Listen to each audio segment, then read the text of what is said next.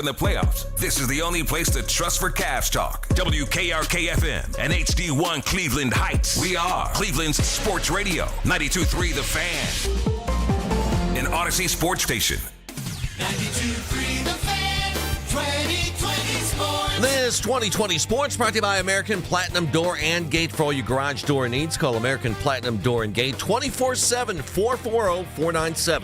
440-497-6213. Cavaliers rallied from 9 points down in just over 2.5 minutes to play in regulation and win in overtime against Detroit in Game 5. In OT, the Cavs continued that late game magic. Mobley sets the screen. Harden back to Mobley. Corner to Mitchell. Fake.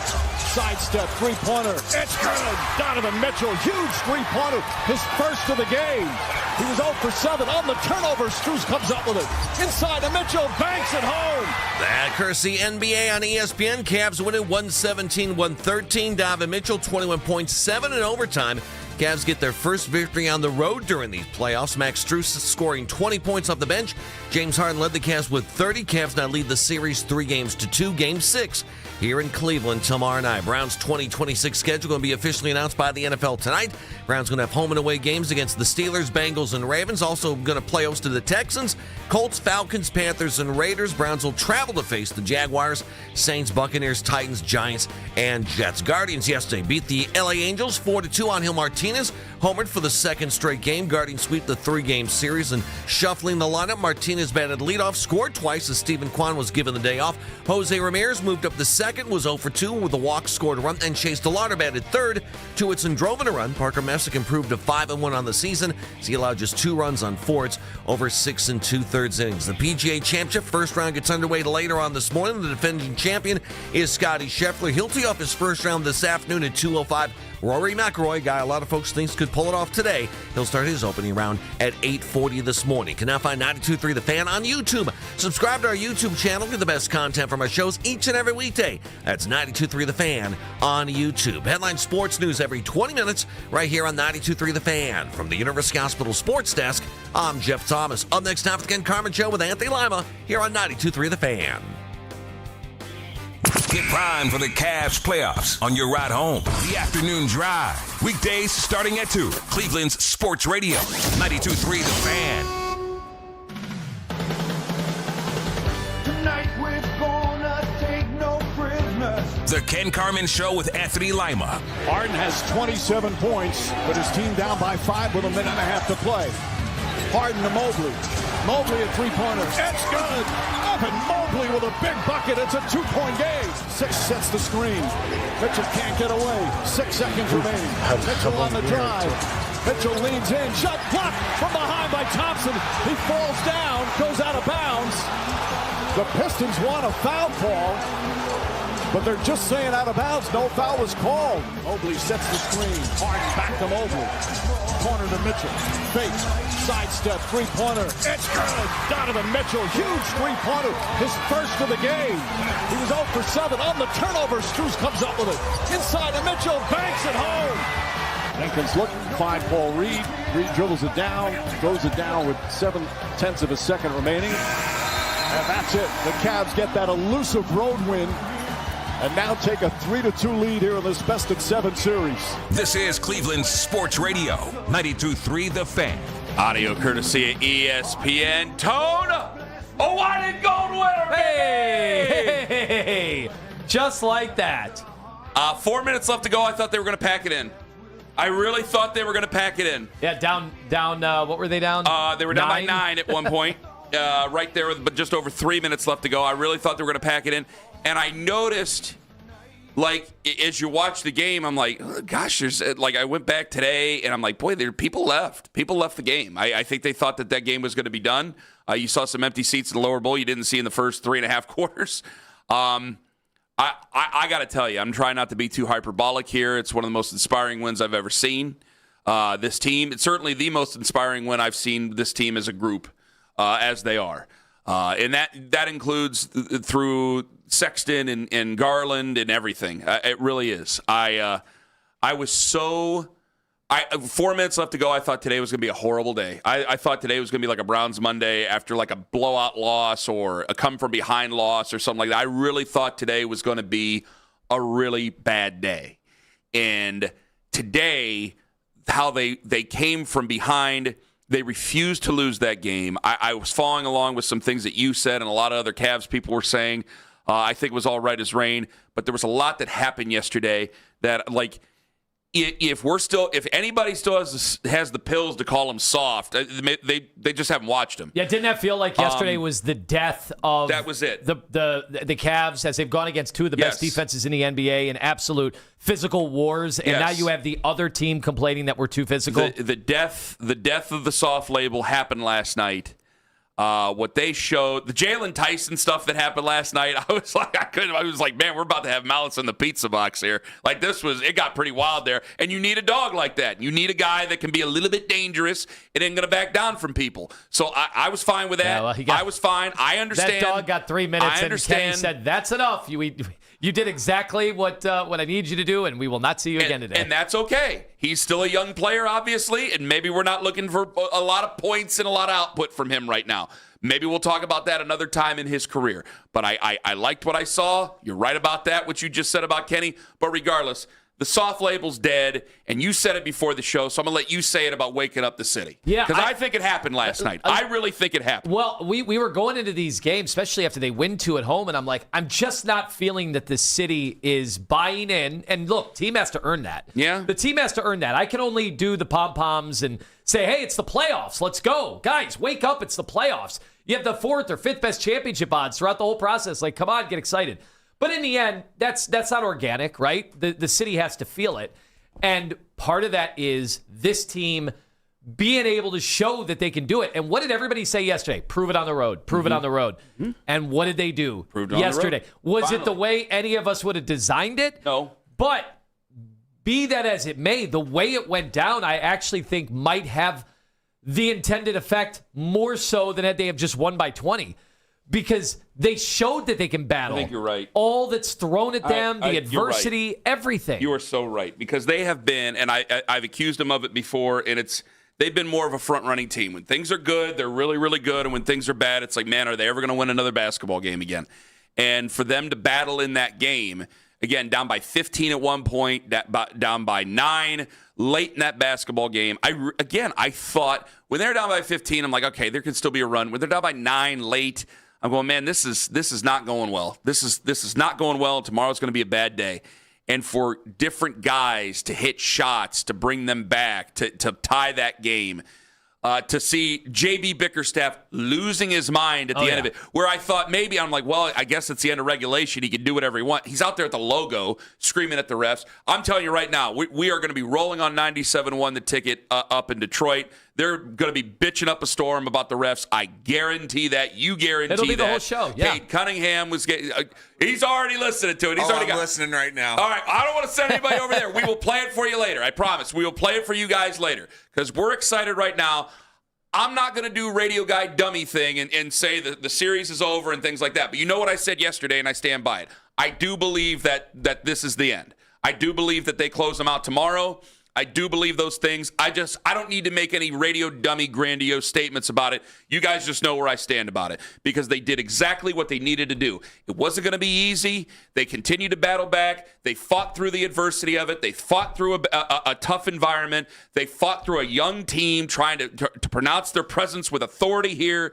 It was a very, very, very big win. And again, as a Cavs fan, I think that everybody should look at it as maybe the most inspiring win that they've had in a very long time. I'm still trying to gauge when it was because I don't want to say too many crazy things. But obviously you can tell I'm so excited about it, watching him, and I'm emotionally excited about it because it's like, man, you guys are getting it at the right time. You're getting it when you needed to get it. It's not like we're overblowing a win in March. We're not overblowing a win by the end of the season. This is getting ready to go to the Eastern Conference Finals. It's right there in front of you, and I thought you were going to roll over and die, and you went out and you took it. You played like men. You killed a nasty label about yourself all in one night. All in one night. It was a fantastic evening for Cavs fans. We'll have some of it later, but the Inside the NBA crew seemed like you won them over, which they were like barely even watching your series.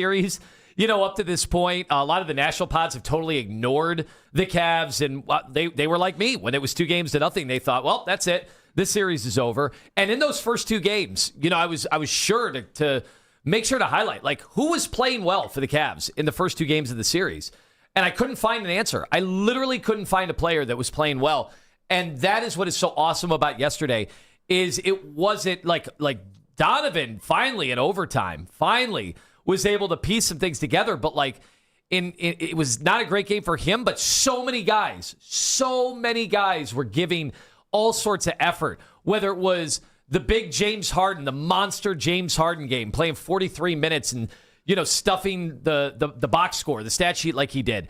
Max Strus just creating havoc and hitting the threes, and then in overtime, making that crazy swipe that somehow timed it up perfectly to get Cade Cunningham. It was wild, and that was a huge preserver of the game in OT. Evan Mobley, finally, 5 years in, did you not see a nasty streak out of Evan Mobley? Well, he got cut up. He got cut up. He got raked across the eyes. Yeah.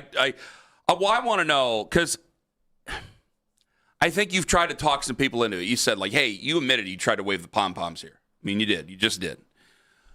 I want to know if they got the trust back from the fans, because I think that there are ball-knowing fans, and we've had a lot of fun with that, guys who are basketball-first guys like you.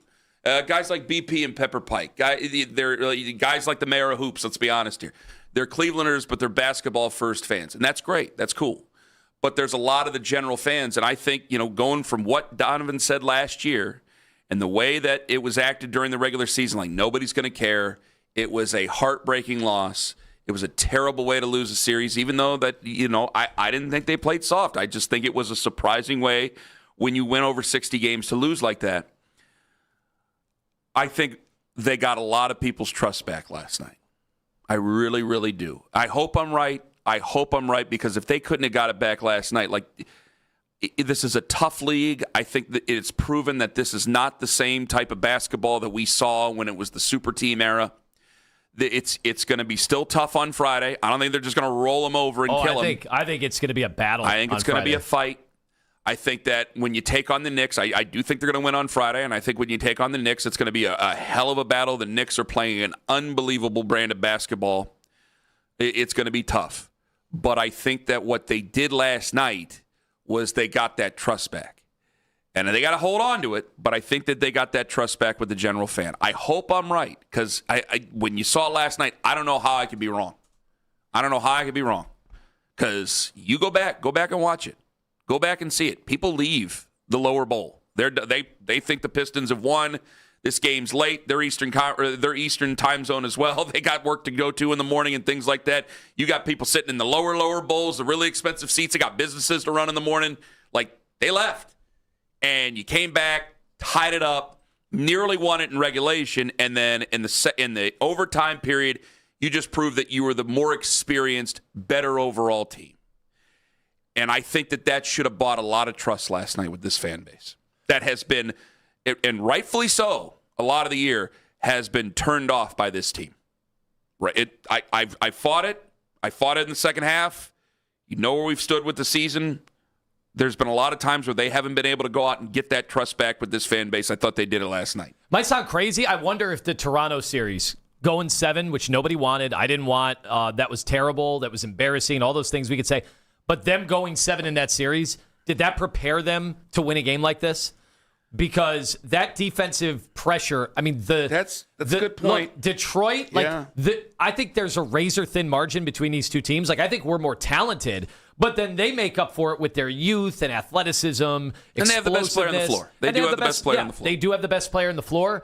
And so because of that, it's a narrow, thin margin, and I do wonder if they just beat Toronto in 5 games, are they adequately prepared to handle emotionally what Detroit has thrown at them? Because I listen, man, you can have good shooting, you can have good basketball players. I think that's inspiring to the general fan last night. I really do. 216-474-0092. I want to know from you guys. We want to know from you. Did the trust return last night in that win? Did they wake up the city the way that Lima's wondering about this morning? And frankly, I have to wonder as well. Kevin in Cleveland, you're first up on the Fan. Hello. Good morning, gentlemen. Let them know. Kevin, wonderful, wonderful, wonderful every way through. Continue. I want to talk about Max Strus.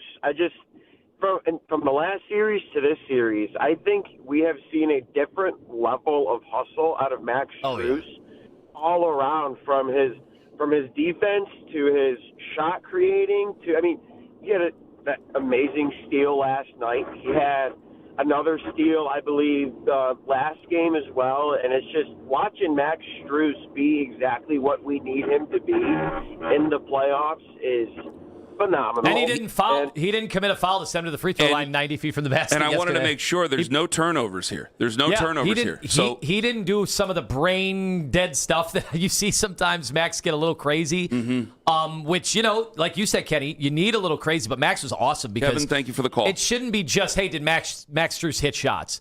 Like it can't be just that. Like he needs to do more than that. Sam Merrill, you know, it's going to be, did he hit his shots? But for Max, he is capable of running some pick and roll. And then defensively, like, Cade can get wherever he wants against almost anybody, and Max included. Like, he can get very easy shots against Max. Yeah. The thing is, he has to get the shot off, and Max does bother him in a way that the other guys really don't. And I know there are guys with better stats against Cade in this series, like Wade, again, just really has been an animal. People keep wondering why Wade's playing. Well, it's because offensively, they've been terrible with Wade, but defensively, they've been on another level. And so they have to kind of figure out possession by possession whether or not it makes sense to have Wade in there. But Max also has a hand in bothering Cade Cunningham, which I think is a big part of why he's wearing down over the course of some of these games. Well, I'm starting to learn that, and I know that he only turned it over 2 times in Game 4. I'm starting to learn that I'm going to have to live with the turnovers with James Harden. I mean, some of that stuff's just going to have to happen.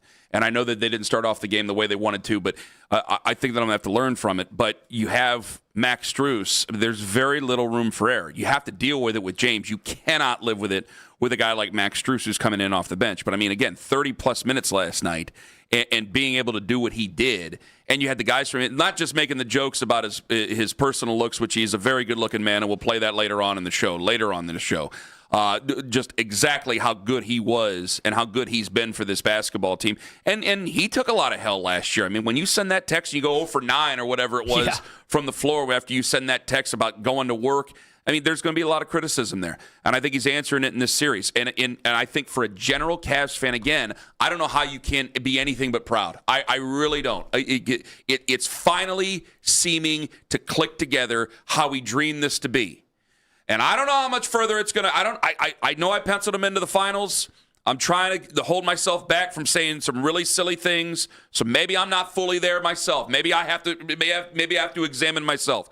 But I don't know how you could watch that and be anything but proud as a Cavs fan, proud as a Cleveland fan, to see them come from behind the way they did last night. How many times have you felt that way about this Cavs team and in this iteration, especially in the playoffs? I got to admit, it's been rare. Like, yeah, they've been the fun. Miami series, that was it. But they've been fun. They've been likable, but you really haven't trusted him. You've trusted Donovan.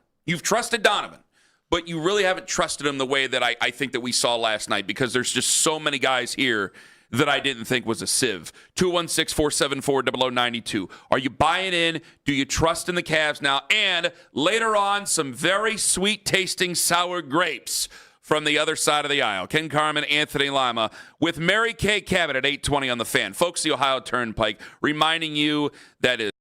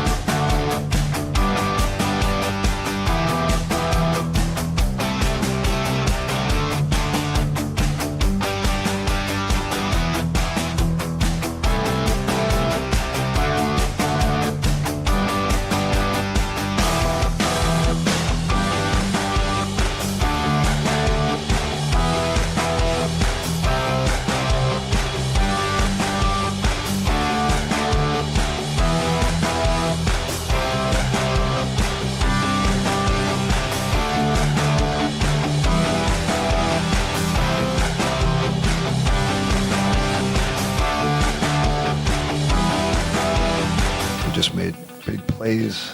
I think that stretch right there says a lot about our progress, mental performance progress, mental toughness progress. Kept at it. Evan Mobley, huge plays. Max Strus, huge plays. And then regulation didn't end great. And these guys, they never get down. Right? Just great demeanor, great leadership from Donovan and Evan and James. That's Kenny Atkinson on his basketball team, the Cleveland Cavaliers, as they won in overtime last night. Came back from down 9 with 3 minutes left to go. Took it to overtime, won that game. They're up 3-2 in the series. It's their first road win of the series, of the postseason. And now they come back home on Friday with a chance to close things out against the Detroit Pistons and then head off to take on the New York Knicks in the Eastern Conference Finals. An inspiring win, the best win I think I've seen. I think that we might go over the history of it coming up here in 20 minutes. We'll see. I know that Cade Cunningham was complaining. There's actually maybe a little bit of tough talking going on over in Detroit. We are monitoring our friends in Detroit. I'm not trying to start one of them stupid radio wars, Tone. I like Jim Costa, but we'll see what they're saying over there because there's a lot of complaining about refs that went on last night from the Pistons side of thing. Again, JB Bickerstaff, last night, before I get back to the phones on whether or not people trust the Cavs again, which they should, if you were watching as just a Cavs fan and now you can sit back and kind of see it again, we got the full JB experience. The full JB experience. Because he's out at the logo at the end of the floor looking like he's just about to fight every ref he sees. Out at the logo. Which I just assumed, I was like, that's not technical. What are we doing here? And I know that, hey, here I am trying to look for fouls as everybody in Detroit was bitching for fouls. I mean, Rick Mahorn, I think, was going to pop out there going, what is this? Oh, and they got everybody courtside. They got from Isaiah Thomas to Ben Wallace. They have so many of their ex-players there that had to sit there and watch Max Strus, James Harden, Evan Mobley, and Donovan take that game from them. So you had that go on with JB right at the end of the game. But you remember, and Rob Perez highlighted this, formerly Worldwide Rob, who's now Rob Perez on SiriusXM NBA Radio. He highlighted it going, JB, I think, lost track of his timeouts because he left himself with one timeout left. He thought he had to burn one, and he left himself with one timeout left with 3.5 minutes left to go. And at that time, you're up by 3 possessions. So maybe at that time you're thinking, but here you are, and you lose control. And I'm thinking, this is the JB experience. This is part of the reason why I think we were a little overly critical because we knew the end was coming. Guilty as charged. But that's one of those things where I'm like, are you just so focused on the fouls? Are you just so focused on getting in with the refs that you lose track about what's going on? He does the thing that I've accused a lot of us doing when we watch on the sidelines and we bitch about the head coach not being emotional enough. It's like, dude, you got a lot of things you got to think about.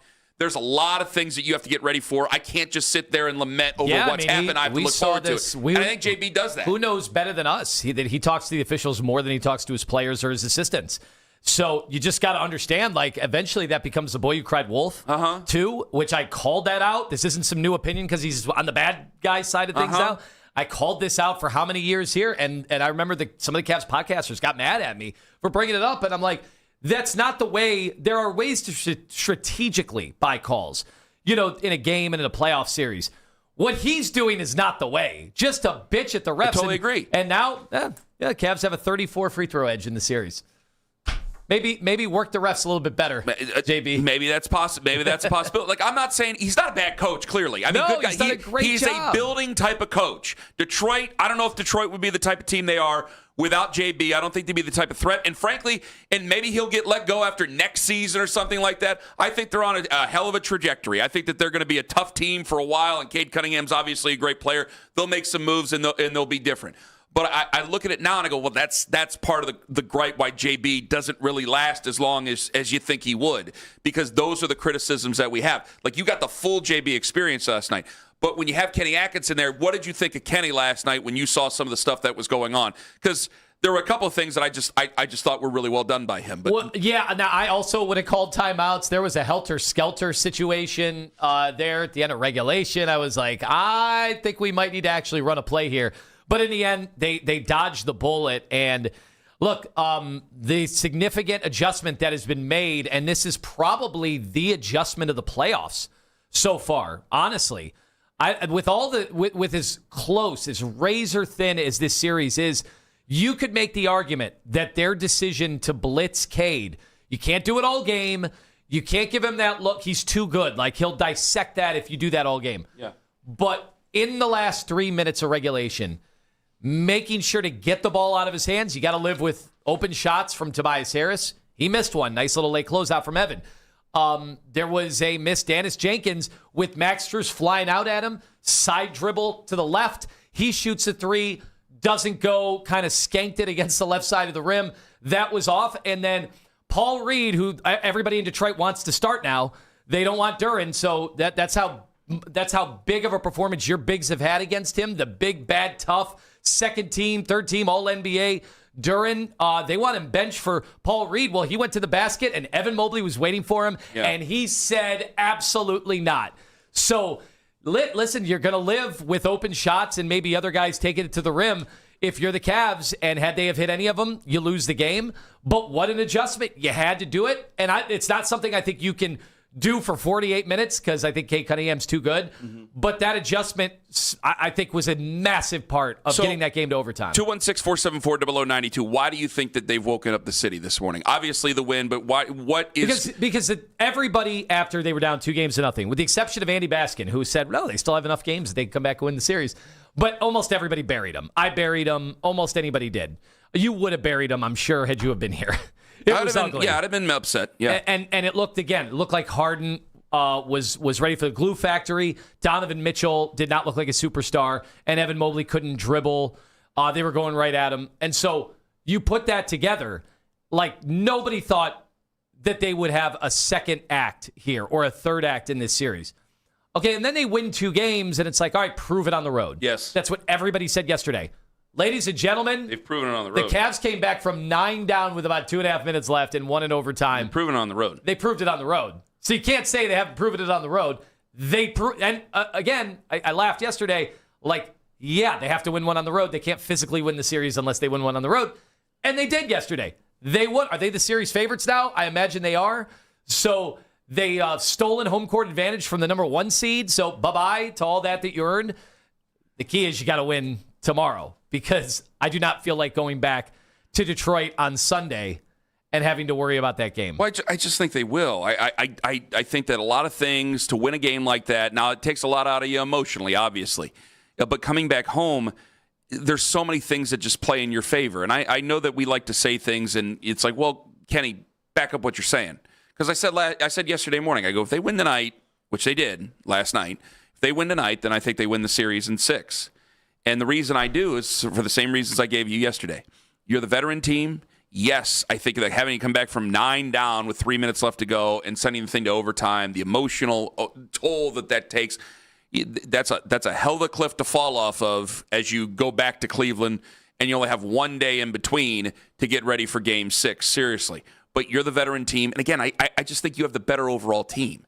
They do have the better player on the floor in Cade Cunningham. Credit where it's deserved. But you see what happened last night where guys are able to step up. Game 4, it's Donovan. Throws it on his back, quote unquote. And I think that James Harden, because Donovan's performance, James Harden's performance was under the radar. 24 points, 11 assists, 2 turnovers. It was under the radar, which is a perfect style of win, by the way. But you're right, it happens at home. So there's plenty of people going, you're going to have to prove it on the road. And they were saying that on Tuesday morning. They were saying that. So now we have this game that we won on the road. The Cavs won on the road. I think James Harden, yes, there's some ups and downs. I think we just have to live with some of the turnovers.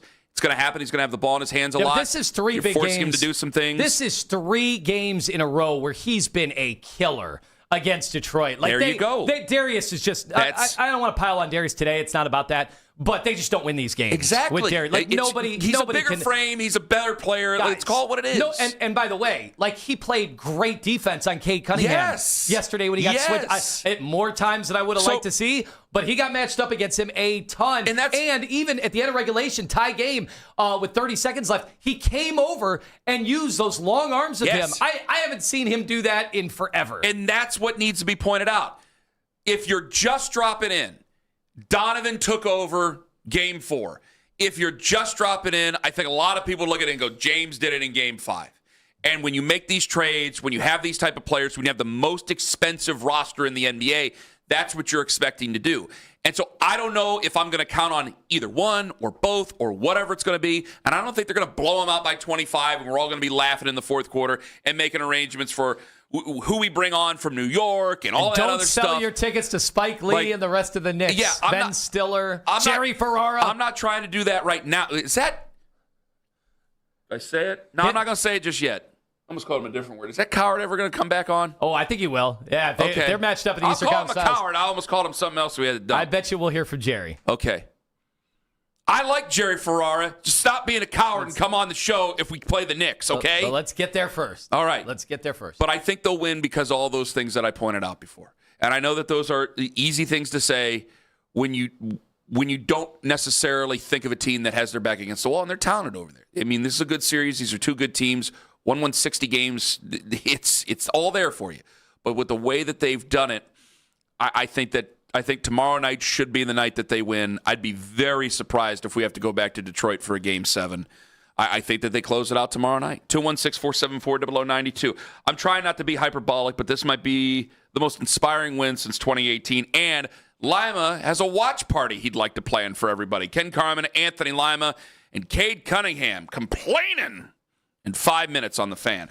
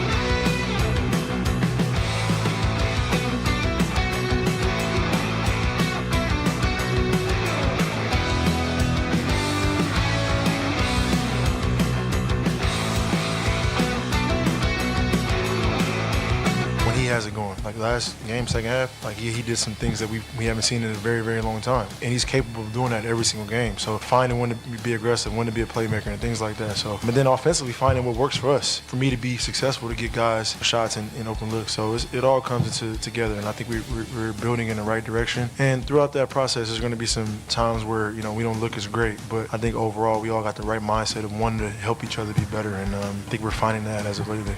Cavs win, baby. Let's go. Hell yeah. How awesome was that? What was the moment when you knew it was going to be a win? I think it was the Max Strus steal in the backcourt. No, swear to God, when it went to overtime. Swear to God. Really? Swear to God. Because I was, guys, you have no idea. I'm sitting there. Liz is feeping. The dog is feeping. And I'm sitting there, and I'm like, fine, I'll watch this thing in bed. I wanted to watch it in my office, but I knew that the creature would start calling my name, and I'm like, I can't be boozing during these games. Which you don't have glossy eyes, by the way. No. I want to point that out. You weren't boozing last night. I had a little late in the fourth. Oh, okay. But I had to calm down, man. I haven't felt, since my trips to South Beach, I haven't felt my heart pounding out of my chest like it was yesterday. That was a real playoff feel, and I didn't know we'd get there in the second round, but that was crazy. Lima was driving around looking for helicopters. That's incredible. That's why you did it? Because you wanted it to feel like the playoffs? That's why I go down there. Love ball, man. 2011 Lima and 2013 Lima, that was a wild Lima. LeBron was still gone. He had to fill the playoffs somehow. Had to fill the void somehow. Anyway, that's not funny for anybody else but Lima. Anyway, Mary Kay Cabot's going to join us at 8:20 this morning. I just got to keep moving on and keep saying the sentences. 3 minutes left to go. 4 minutes left to go, really. I'm sitting in bed, and I'm just like, tomorrow's going to suck. This is going to be awful. It's just going to be awful. They're going to be calling in to trade everybody. It was just down. And then when they took it to overtime, and I kind of freaked out for a minute, like I'm just sitting there with my arms closed. Like I can't be quiet if I need to be. I'm sitting with my arms crossed, and I was just hoping that they didn't freak out and call some stupid foul. And I'm like, okay, they're not going to call a foul.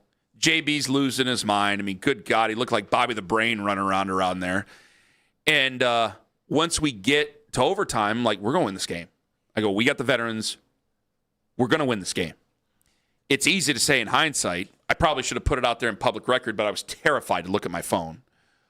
We had a bunch of texts when I finally looked at my phone after the game, but I was terrified. And I just tried to roll over and go to bed because it was late. That's when I thought they were going to win it. And then when they won it, I'm not trying to overdo it here, guys. I think this might be the most inspiring win they've had since 2018, since you know who was here. And honestly, I mean, you remember that year? Didn't the Celtics take us to 7? Was it in 18 or was it in 17? Well, in 18, and so did the Pacers. Okay, so they took us to 7, and it just didn't have the same type of zeal. Like you and I both felt like he was leaving, and people knew they weren't good enough. Okay, and we knew they weren't good enough. And so I was like, okay, we're going to go to the finals. Let's just enjoy our time in the finals. And then when JR, we all love JR, but when JR had the brain fart in game 1, we were like, okay, this is where it goes. This is probably the most inspiring win since that season. And honestly, is it the most inspiring win since 2016? Yeah, I don't know. Okay, all right. I'm just asking because I don't want to be. But okay, you'll say inspiring. Prisoner of the moment. I mean, here's the thing. Like we've had our hearts ripped out by Halliburton last year and R.J. Barrett this year. The R.J. Barrett shot going 50 feet up in the air and somehow falling, a ball that had like no revolution somehow got a shooter's bounce. I couldn't believe it. They got unlucky there. Like that was just unlucky. And you know what? We had some luck. I think we created some luck yesterday. And we'll get to this. Detroit wants to make a federal offense because the broadcast made a federal offense over the last play, inadvertent. Lima has an idea for a hell of a watch party. Yeah, between Jared Allen and Thompson, and they're going for a loose ball. And yes, if it's game 7, right, back in November, yeah, it's a foul. And you know what? We're deciding the game at the free throw line. You are not doing that in game 5, pivotal game 5. Get out of here with any of that nonsense. But we want to talk about how weak fans have become. That game was 1980s physical. So to all the gatekeepers that say the game's not that physical. And you are playing against the bad boys. Like, guys, That was as physical a game as I've seen all year in the NBA. Fair. And as physical I've seen in a long time. And you want to parade Thompson to the free throw line with 0.8 seconds left to end the game for a foul 70 feet away, and guys tripping over each other? You are right. Get out of here. He is right. That is loser talk. You are right. You are right. And the article that came out yesterday, and I thought we might throw this into about last night, but the article came out yesterday afternoon. We don't need to do this. I'll say it right now. Is you saw that there's an 11% increase in fouls during this postseason. And people are saying, okay, you want it, you got it. You guys want them to go out there and nearly come to fist fights, nearly come to blows. You wanted it, you got it. So you want a brand of basketball that's going to be a more physical brand of basketball. You played your style. I don't think you've really played your style of basketball fully in either of these two series. Maybe the first couple of games against Toronto. But other than that, I think you've kind of not acquiesced, but you've made a way to fill the style of basketball. Toronto trying to slow you down, trying to put ball pressure on you. Detroit trying to do the same thing. We've been chameleons. You're just proving you're the better team. Yeah, that's why I'm so excited. Our bigs out physical them. I don't care what Cade Cunningham or JB Bickerstaff say at the end of the game. Like, I don't care that Detroit radio this morning, that is the entire show that they're going off on the officiating. Like, fine, say whatever you want. And you know what? I relish the thought. I'm getting my popcorn ready, and I think they should air it. They should sell tickets or let in a bunch of fans free. They should broadcast on the Humongotron later today when the 2-minute report comes out. Monsters play tonight. Monsters play at home tonight. It'll be perfect. It'll be perfect. Bring First it in. intermission. I'll get my popcorn. Oh, my God. And we will all celebrate as the NBA is going to say that was a foul. They are going to say 70 feet from the basket, Detroit should have 2 easy free throws with the game on the line, because that's how they want the game decided. Okay. Well, you know what? Enjoy that, Detroit. I look forward to hearing your reaction after the 2-minute report comes out, and you guys can get that victory. Meanwhile, we'll prep for a deciding Game 6 and an elimination game at home. Whew! That's some tough talking tone right there. 216-474-0092. Now, you think they are going to call it a foul? Oh, yeah. Yeah. So wait a minute. Does that make them justified in their complaints? Hey, you know what? I thought we were justified in our complaints in Game 1 when it was a insane free throw advantage. Since then, we've had the big free throw edge. And you know what? We just seen it happen to us, and so now it's our turn. I do think we were tougher. I think we were the tougher team yesterday. I think they did not have a lot of answers, especially once we started blitzing Cade Cunningham, and our bigs have been better than their bigs. Like, they shoot a lot of mid-range twos. And you know, it's not my fault that Tobias Harris is stupid enough to continue closing out as awkwardly as he does on James. Would I want James going to the free throw line if I were rooting for any other team in the NBA? Of course not. Of course not. Yes, he's baiting Tobias Harris into those fouls.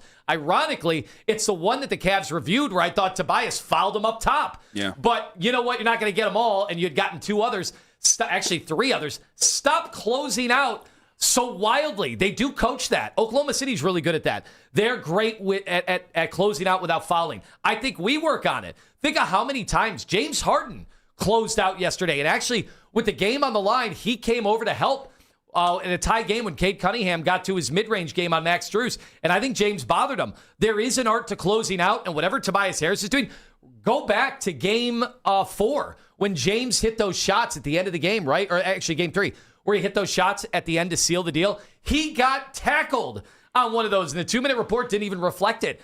But turnabout's fair play at this point. Like, you just got to learn to close out. Like Tobias Harris, James is just going to keep doing that to you, so it's up to you to adjust. 7:20 this morning. We've seen your videos. We see your social media posts. We love that you tag us in it. We can't give everyone's voice credence when there's so much NFL media, so many former players. We can't give them all airtime when it comes to who should start for the Browns. So I think we may make the defining list after a Browns legend said his piece yesterday. You'll hear from that Browns legend and where we decide after him, because he definitely gets in on the list.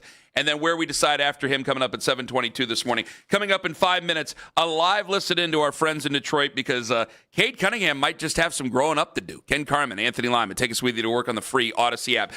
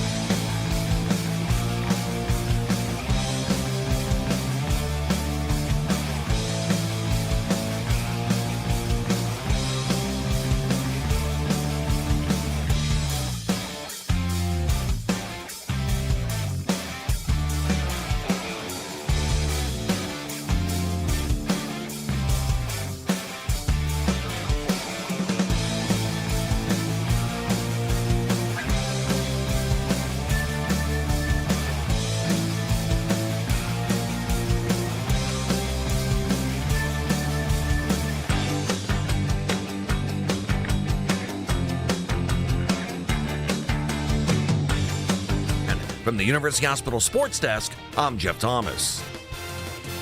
Catch Afternoon Drive with Nick Wilson and Jonathan Peterlin live on YouTube each and every weekday from 2 to 7 p.m. Hey, Coach, did they give you a reason why there was no foul call on Jared Allen on that trip? He fouled Asar. It's bad. Clear. He trips him when he's going for a loose ball. In the game situation, that's tough. That's JB. He's upset about the end of regulation right there in the very final seconds. JB was out on the middle of the floor yelling at everybody. It was a wild time. Wild time indeed. As opposed to talking to his team about, the overtime that was coming up.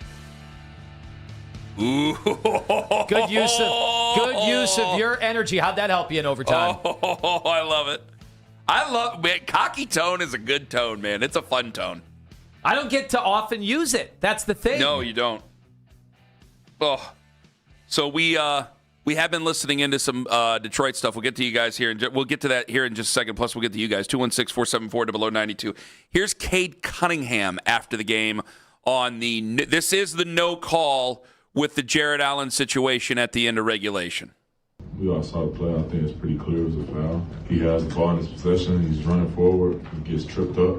That's a foul. It's been a foul the whole rest of the game. It wasn't a foul at that time, but close game. I mean, nobody wants to make that call, I guess. Everybody just wants to, allow the game to sort itself out. So nobody wants to interfere with it whenever it should have been a foul. It seems incidental, and I don't think they want to send somebody to the free throw line at the end of regulation. Now, it's an easy thing to say as a fan of the team that won the game and is up 3-2 in this series. I totally understand that. But, I mean, if you're just looking at it, hand to God, guys, if this were the Knicks and the Sixers or something like that, I'd say the exact same thing. They don't want that to go to the free throw line at the end of regulation in the postseason. I think you said it earlier in the last hour. If this was a game in December and not games 5 of the Eastern Conference semis, yeah, maybe you send it to the free throw line. Maybe you send it to the free throw line. February, maybe you send it to the free throw line. You're not going to do it there. This isn't the end of an episode of Happy Days. Come on. This is the NBA playoffs here. Yeah, I just can't fathom that game as crazy physical as it was throughout. And again, bear hugging guys off the ball as they're trying to get into their action. The stymieing of screens the way they are. Basically, the hand check is back in vogue once the playoffs start. And that's what everybody wants, right? Everybody wants physical playoff basketball, especially our older listeners who say this game is so soft today. I'm like, you couldn't possibly watch that game yesterday and think that was soft. No. Between those two teams. And look, would I have been sitting here going, man, that should have been a foul if it was the other way? Of course. Yeah, we're all emotional fans. Like, we're not capable of being objective with the game on the line. True point. But there's no way that I feel like it's universal that we all should say, in hypothetical, if a game is going to be a war and the playoffs are going to be decided on it in a tough competitive series where there's not much of a margin between the two teams, would you want it to go down to a foul 70 feet from the basket? No. In a tie game, and then somebody parades to the free throw line to win the game? No. Is that what anybody would sign up for? No, of course not. We can be objective and say that. I mean, if you want to be a rules is the rules guy, but I find did you find it to be incidental contact? I don't think that he's a. Yeah, I mean, is he look, that crafty with his feet? I mean, I'm watching it. He says he obtained possession of the ball. Cade alludes to there, and yeah, in slow motion, he has possession of the ball. That is a fraction of a second where he has it and tries to take off up the floor. I mean, he gets a hand. I thought it was a fine enough no call, but I am a Cavs fan. We do have monitors on what's going on in Detroit right now. Jim Costa and John Jansen are hosting that show. We'll get to those guys here in just a moment. Let me get to Jay in Madison. You're first up on the Fan. Hello, Jay. Hey, what's going on, guys?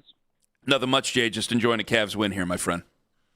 Yeah, same. There's nothing better than playoff basketball. Sometimes it's tough to get through that regular season. Do they have your trust again, Jay? Do they have your trust? I'm so casual about this team. It's hard to go all in. I'll be honest with you, but finally winning an away game is might be turning my tide a little bit. I would say, you're fine. You're allowed to be a casual about it. That's perfectly fair to be casual about it. I would say, I just thought it was the best win they've had since 2016. And if Lima's willing to agree with me on that, like I'm trying not to say too many crazy things here. They've had a lot of big wins, Jay, and thank you very much for the call. I just think that this is probably the biggest win they've had since 2016. And I think it is because of all the things that I've said before about not just answering the bell on toughness, not just killing the label of soft. You have to kill the label of soft. I'm sure it won't to some people who just aren't going to be basketball fans, and they're just going to go from what they've heard over the last 4 years. But I'm sorry, but after last night, I'm not sorry. After you saw what last night is, how could you have your head up your ass and say that this team is still soft? If somebody says they're still soft, then who are the tough teams in the NBA right now? You'd say the Pistons, right? Okay, well, you've been tougher than them. You'd say the Raptors, right? All right, well, we gutted it out. We were tougher than them in the end. Like, who are the teams? Name the teams. Call up, name the teams. Other shows, name the teams. Other historical teams, but not in the current NBA. I don't think so. Like, I thought that Joel Embiid, if healthy, could be a real problem for us later on, and then he didn't get healthy. Of course, he didn't stay healthy, I should say, and then they ended up getting beat in 4 by the New York Knicks. So we heard from Cade Cunningham. We heard from J.B. Bickerstaff. However, our friends over at 97.1, I think they're taking a little bit of a different tact here. Owen, is that what you're telling me here, that they're not really blaming the refs? I thought that you heard. I thought for a second they would. We've got some of that. We've got some of it not. I mean, they're looking more at, they blew that 9-point lead. I mean, you're up 9 with 2:48, I think, is where the tide started to turn. Maybe credit where it's due then. If Jim and John are going to say that. Here's how John Jansen started the show this morning. Okay. So for those that have the feelings about the NBA like I do, not about our team. I love our team, and it's fun to watch them, and it's fun that they're much better than they were a couple of years ago. The NBA is such a joke with the foul baiting and the discrepancy between what's called a foul, what's not called a foul, when it's called a foul, when it's not called a foul. It's just go to simply as easy as traveling. I know I brought it up, the old man take last week, but there's so many things that are allowed to slide in the NBA. Get off the air, Boomer. Get off the air. You better be careful. If they That's do a very big call man. it, now on the other side, you're like, well, you don't call it here, so why would you call it now? It's just all of those things go into what disgusts me and what turns me off to the NBA. He doesn't even want to watch Game 6. That's who I want on during the playoffs, is a guy who says he's disgusted by the league.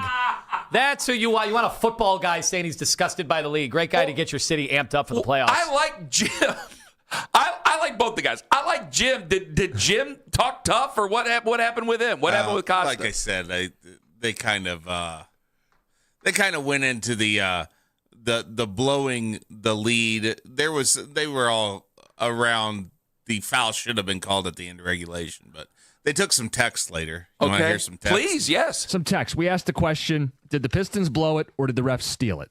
And I think all of our answer has been the Pistons blow it. Yeah. Text says, the refs are a joke. The little elf-looking ref 100% stole the game. Fake flopping is ridiculous and needs to be called. True, honest competition is dead.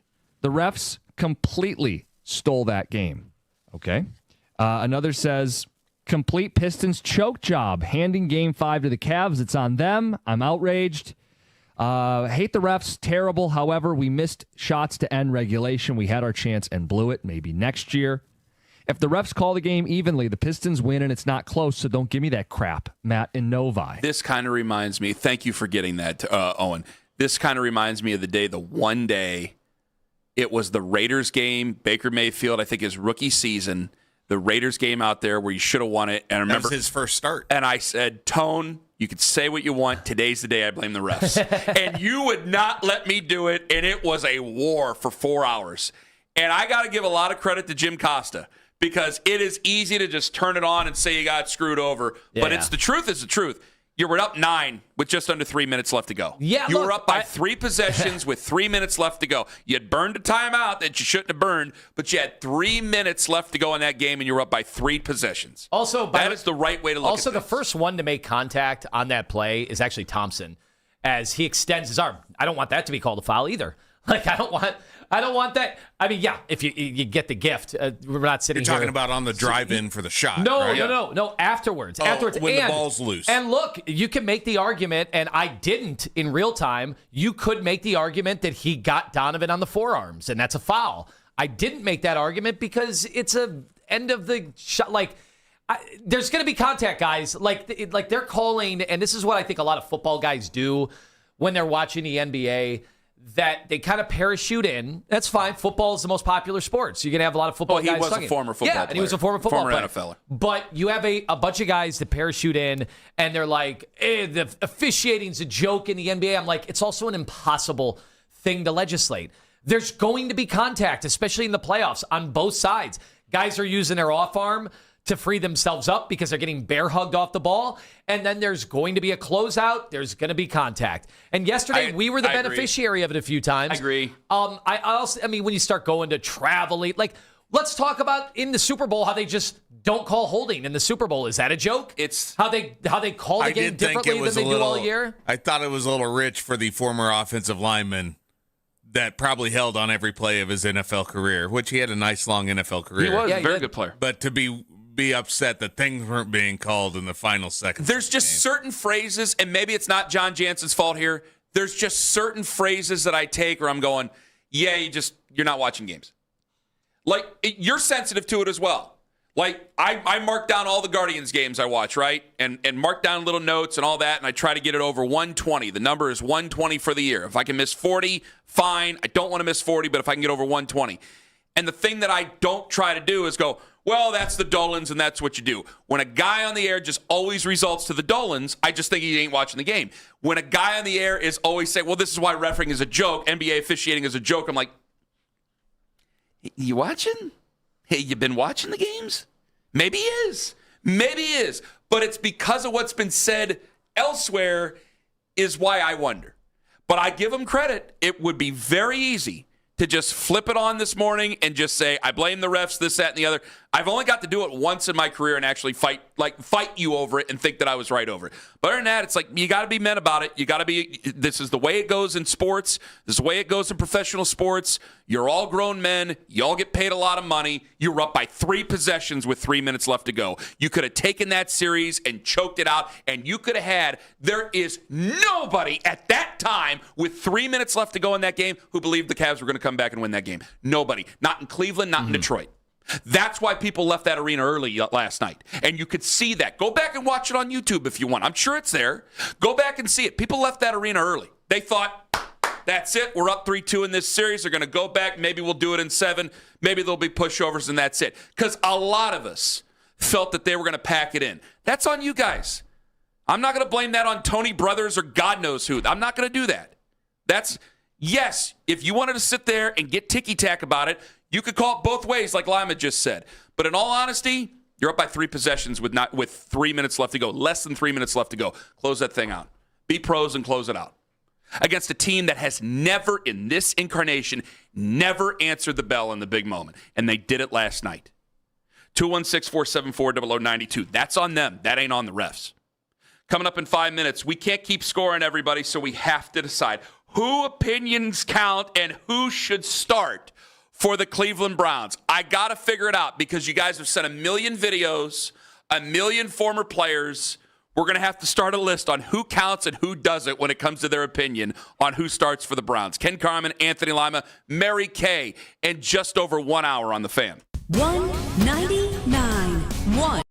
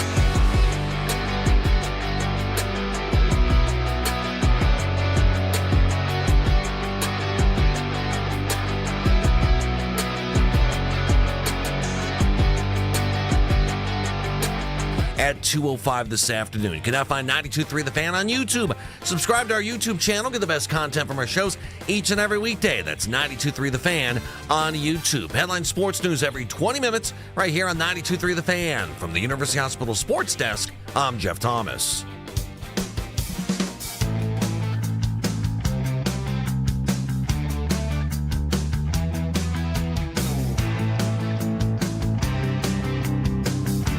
We'll get back to the Cavs, obviously, here in just a moment. There's some people who still question their intensity. I'm going to get to those calls here in a bit, I promise. Also, about last night coming up in just over 20 minutes, where, folks, there's a very unlikely all-star for your Cleveland Guardians out there. Oh, yeah. Oh, yeah. So we've been sent a million videos, and we do enjoy, well, some of the interaction. I made a lot of Shadorians mad yesterday, apparently, because how dare we discuss Taylen Green at all? And then people were going, wait, now all of a sudden you think a late round pick deserves a chance? You go, hold on. That was that guy, not me. I thought the late round pick last year deserved a chance, just like I think the late round pick this year deserves a chance at being on the roster, not starting week one, for the love of God. So everybody's being asked who should start for the Browns. Everybody. And we are sent a bunch of videos every day, whether it be Facebook, Instagram, email, Twitter, you name it, we're getting it, right? Everybody's sending it. And there's some names, it's like, all right, we got to get that person's opinion on record on the show, but we can't get everybody. And yesterday, John sent us Bernie, who he thinks should be the starting quarterback week one. Before we play it, and Lima goes, all right, we're going to have to draw a line somewhere, John. We can't just keep playing all these guys because where does the conversation go? Okay, this is what Jim Druckenmiller, this is who he thinks should start. Like, we can't keep throwing different guys in there. And I'm like, well, I know you weren't making the argument. I'm like, okay, Bernie definitely is one of the ones that we pay attention to. He's on the list. Yeah, for sure. And Lima's like, we just need to make a list on who's in and who's out. Yeah. So I'll play Bernie real quick. So our opinions are for all... Until we're proven different, you want who to start week one right now? On record, you are who? I said Shador Sanders. Okay, so are you Shador Owen? Yes. John, where are you at? I'm Shador. So it is actually an official show stance. This is who we want. We want Shador to start week one. It's actually an official show stance. Again, we're getting back to the Cavs soon, I promise, but this needs to be done. An official show stance. So who does Bernie Kosar, when he goes on Yahoo Sports, who does the legend Bernie want to start for the Cleveland Browns? I really enjoy how Shador played at the end of last season. Us quarterbacks, we get a lot of credit, too much credit when we win, too much blame when we lose. Sometimes teams think a singular guy wins and loses a game within a basketball game or a hockey playoff game. Same the way they look at some of us quarterbacks and stuff in the NFL. But I really believe we are victims or beneficiaries of the guys around us. And I'm not trying to be mean or get in trouble in the spirit of levity, but we were very void of talent with the Browns on offense last year. So for Shador to come in as a rook with a really limited talented roster around him offensively, he certainly made plays. So he deserves to be in this mix, and I wouldn't be surprised to see Shador get this opportunity early if he doesn't come out as the game one starter. I've never heard Bernie be mean in my entire life, so I can't imagine Bernie would ever try to be mean. All right, so Bernie goes on the list. So I actually wrote down 5 right off the tippy top. I'm the one who always writes things down. Lima actually has to pull pens that don't even have caps on them out of the tray here. Level of preparation is outstanding with you. I wrote a couple Yeah, words. no, you didn't. What did you write? 34 free throw edge. That's the only thing you've written down all morning. It's That's an what I hour came and with. 26 minutes. So I wrote down number 1, fans and callers. Uh-huh. Okay? Tweets, whatever. Okay? So listeners, they're number 1 on the list. Number 2, all Cleveland sports media. There's a question at the end of that. The question mark at the end of that. Are we including all Cleveland sports media? Sure. Yeah. Because you're going to start a war with somebody. So Mary Kay, who catches hell, she's obviously in there. Jason Lloyd, who catches a lot of hell, he's obviously in there. That's okay. So like Mac Robinson's in. Everybody's in. Yes. All right. I don't know why Mac came to my thought of who might not be in. I apologize, Mac. I'm just making sure we all know. You're out, Mac. I'm just letting you know, if Padone says something crazy over the weekend, you can't go, well, it's Padone. No. We're taking Madone's count. consideration for all of it. All right. Number 3, Bernie. Number 4, Joe. Thomas. Yes. Yes. Number 5, John Greco. Comes on the show weekly. All right. So John's in there. That's the 5 I thought of off the top of my head. All right. Is Kirk Herbstreit in there? Because apparently he had said that he talked to Jim Schwartz, and Schwartz, who's no longer with the Browns. I didn't know it was Jim Schwartz. Jim Schwartz, former defensive coordinator. Now? He's the guy who thought he was getting the job. He said, get ready because Deshaun Watson's back. Does it count if he said he heard it from Jim Schwartz? I love it. I just love that Jim Schwartz is did Herbstreit operating from afar. Did Herbstreit actually say he thought Deshaun should start? Or is he just repeating what I think that's Jim what Schwartz? It sounded like to me, yeah. Okay, so then that doesn't count because you can't count Well, then Jim we can count Jim Schwartz. No, you can't count Jim Schwartz. Jim Schwartz has seen both of these you quarterbacks. cannot count Jim Schwartz in this, and you know exactly why. Don't be stupid. Jim Schwartz is not on the list. Oh, do you think he's intentionally being divisive? I guess so. Wouldn't you? I think that's he speculation. wanted out, and they're not letting him out. I think he'd probably do what he can within reason and not breach his. Well, he probably does want to breach his contract for all we know. Yeah, he probably does want to breach his contract. So he's not on the list. Jim Schwartz is not on the list. But if Kirk Herbstreit comes out and says it, is Kirk Herbstreit on the list? Yeah. Okay, Herbstreit. Who else can we think of real quick off the top of our head? Albert Breer. Albert Breer's on there, He yeah. has been consistent in saying that there is a big talent edge. Okay. Breer's on there. Is there anybody else? John, open up the mic. Oh, we think got of anything. Emery from, he goes on the afternoon show. Hunt. We've had him on. Emery Hunt. Emery Hunt? He's on the Emery Shador Hunt side. is on the list. I mean, he thinks Shador is like a top 5 quarterback in the league. Mel Kiper? Oh, yeah. We know what he thinks about. McShay. Does McShay... Kiper's the only one who's really been like adamant afterwards. McShay kind of just sticks to college and like, all right, once they're drafted, we're kind of moving on. Yeah, I don't think McShay likes either of them. Okay. But do we count McShay if we were to have I don't know why we'd have McShay on before the season, but we'll ask him if we have him on. Sure. Okay. Is there anybody else you could think of? Trey Wingo when we have Trey Wingo on. Trey Wingo. Oh, you know what? You gotta have Stink. Okay. Well, you got to have Schlereth. Well, of course, we have to have Schlereth. Schlereth weighed in on this. I almost said no just because I'm tired of having big fights right after Mark Schlereth jumps on the station. He was on Watson. Every time he jumps on the station, I roll my eyes, not because I dislike the guy. It's just because, oh, God, here we go. I'm going to have another fight about another player. Here it comes. Okay, so I'm putting Stink down. We're up to 11. Did you write Stink? I wrote Stink for brevity. We're up to 11. John, do you have anybody off the top of your head? Are there any former players? Does Jarvis Landry count? Oh. I think Jarvis Landry counts. I think so, yeah. I think Jarvis Landry should count. He was the soul of the football team at one point. Jarvis counts. Odell, does he count? Yeah, why not? Are we sure? Is he trying to make comeback? Yes. Didn't he? Yeah, he is played he flag on football, and now he wants to play I thought he's football. like on with the Giants right now. But he's though, also isn't he? out of money, so he needs the money. Okay, so that happens. So Odell is on the list. Who else is on the list? Before I got to get 2 more before that's it. Give me 2 more. Former players, media, whatever it is. Joe Hayden. Joe Hayden is on the list. All right, we're putting Hayden down And on Josh the list. Cribbs. What about Brady Quinn? Yes. Oh, Brady's on the list. Nice. That's Good 16. pull. That's Good 16. pull. Well done. Well These done. are our advisors, our blue ribbon task force. Cody Kessler. About Corn Ferry. You know what? Kessler, he's doing more and more media. Kessler? He's got to be on there. Kessler, yes or Yeah, no? I mean, he's out there talking. Oh, my God. I was kind of making a joke. All right, fine. Kessler's on the list. All right, we're up to 17. Oh. What? Who? What? Johnny Manziel. Johnny Manziel is not on the list. Why isn't he on the list? Why wouldn't you put You him? know he was a damn well- Heisman winner. Yeah.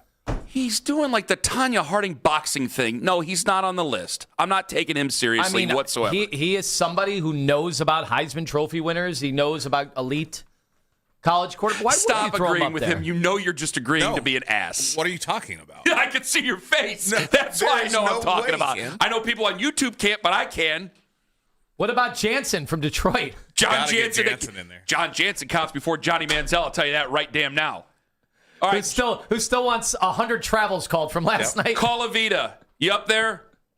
Yep. All right, should Johnny Manziel be on the list? No. He lost all of his brain cells in That's college. my guy. Oh, stop John, it. You don't know that. John, He's I not love from you. here. He doesn't Oh, count. a guy got in a little trouble and like to have a little bit of fun. Yeah. A little trouble?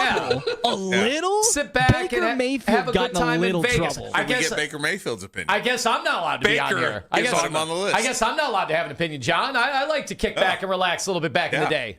Did you get arrested running away from the cops? Yeah, They did you ever never get arrested? Were you They never drunk caught off your me. ass Here's during the an SEC difference. football game? They never caught me. Lima's been drunk off his ass during a youth football game, let alone an SEC He football wasn't game. playing in it.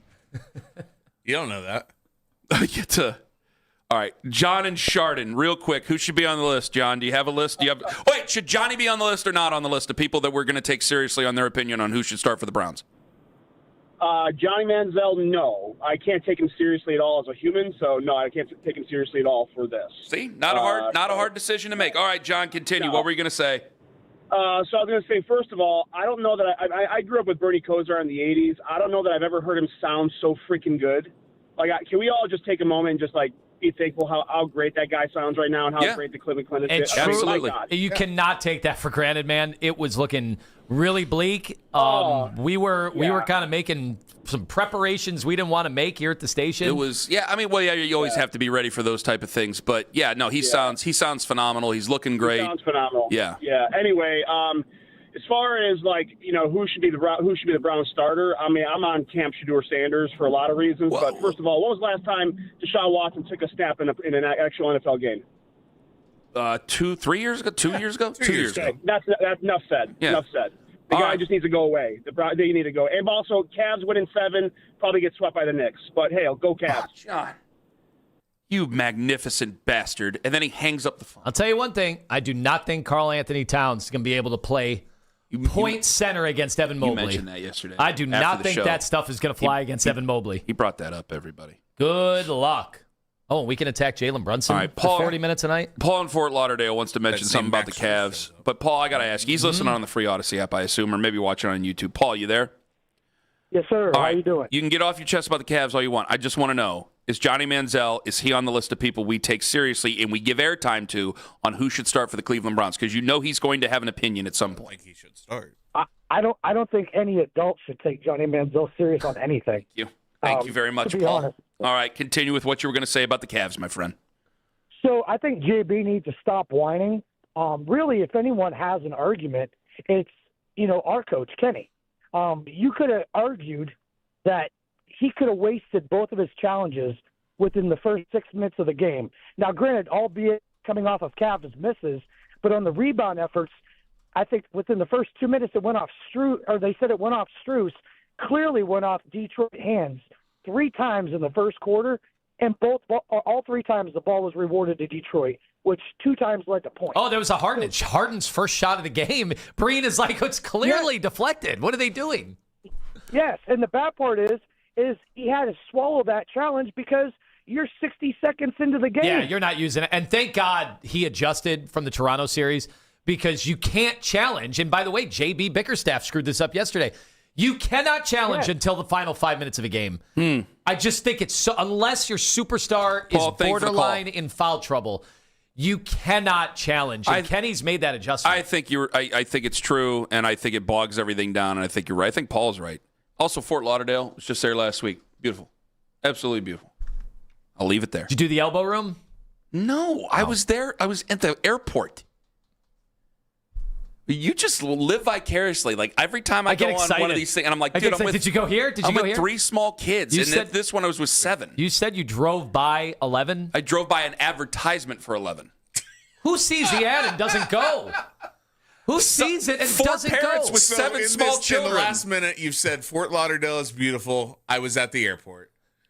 You drove by 11. I saw an ad for 11. We took an Uber from Fort Lauderdale to the hotel by the Miami airport, and from what I saw at the window, beautiful. From the highway. I was walking by somebody. You said you ate a 5-star meal. I had a bag of Gushers. Oh, man, it was it Chi-Chi's? No, it's Chili's. that was DoorDash. If they've got a Chi-Chi's open now. No, they don't. It was a Chili's. It was good, too, man. A little salty, but good. All right, 8:20 this morning. Mary Kay Cabot going to join us on the show. I'm going to share the list of people whose opinions count. It doesn't include Johnny Manziel.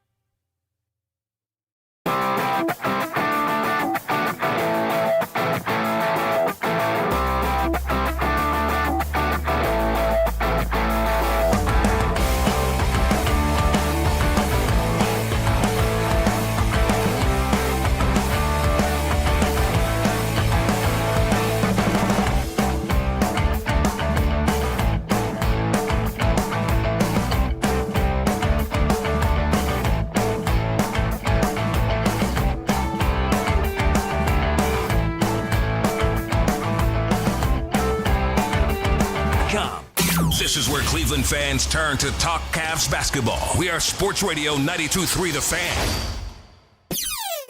So much can happen around the globe that we never hear of. I really don't give a I mean, it had nothing to do with me. I mean, they moved the meeting. I didn't miss it. I was just trying to get a sweet haircut. How it is when you win in Cleveland, man. They love you.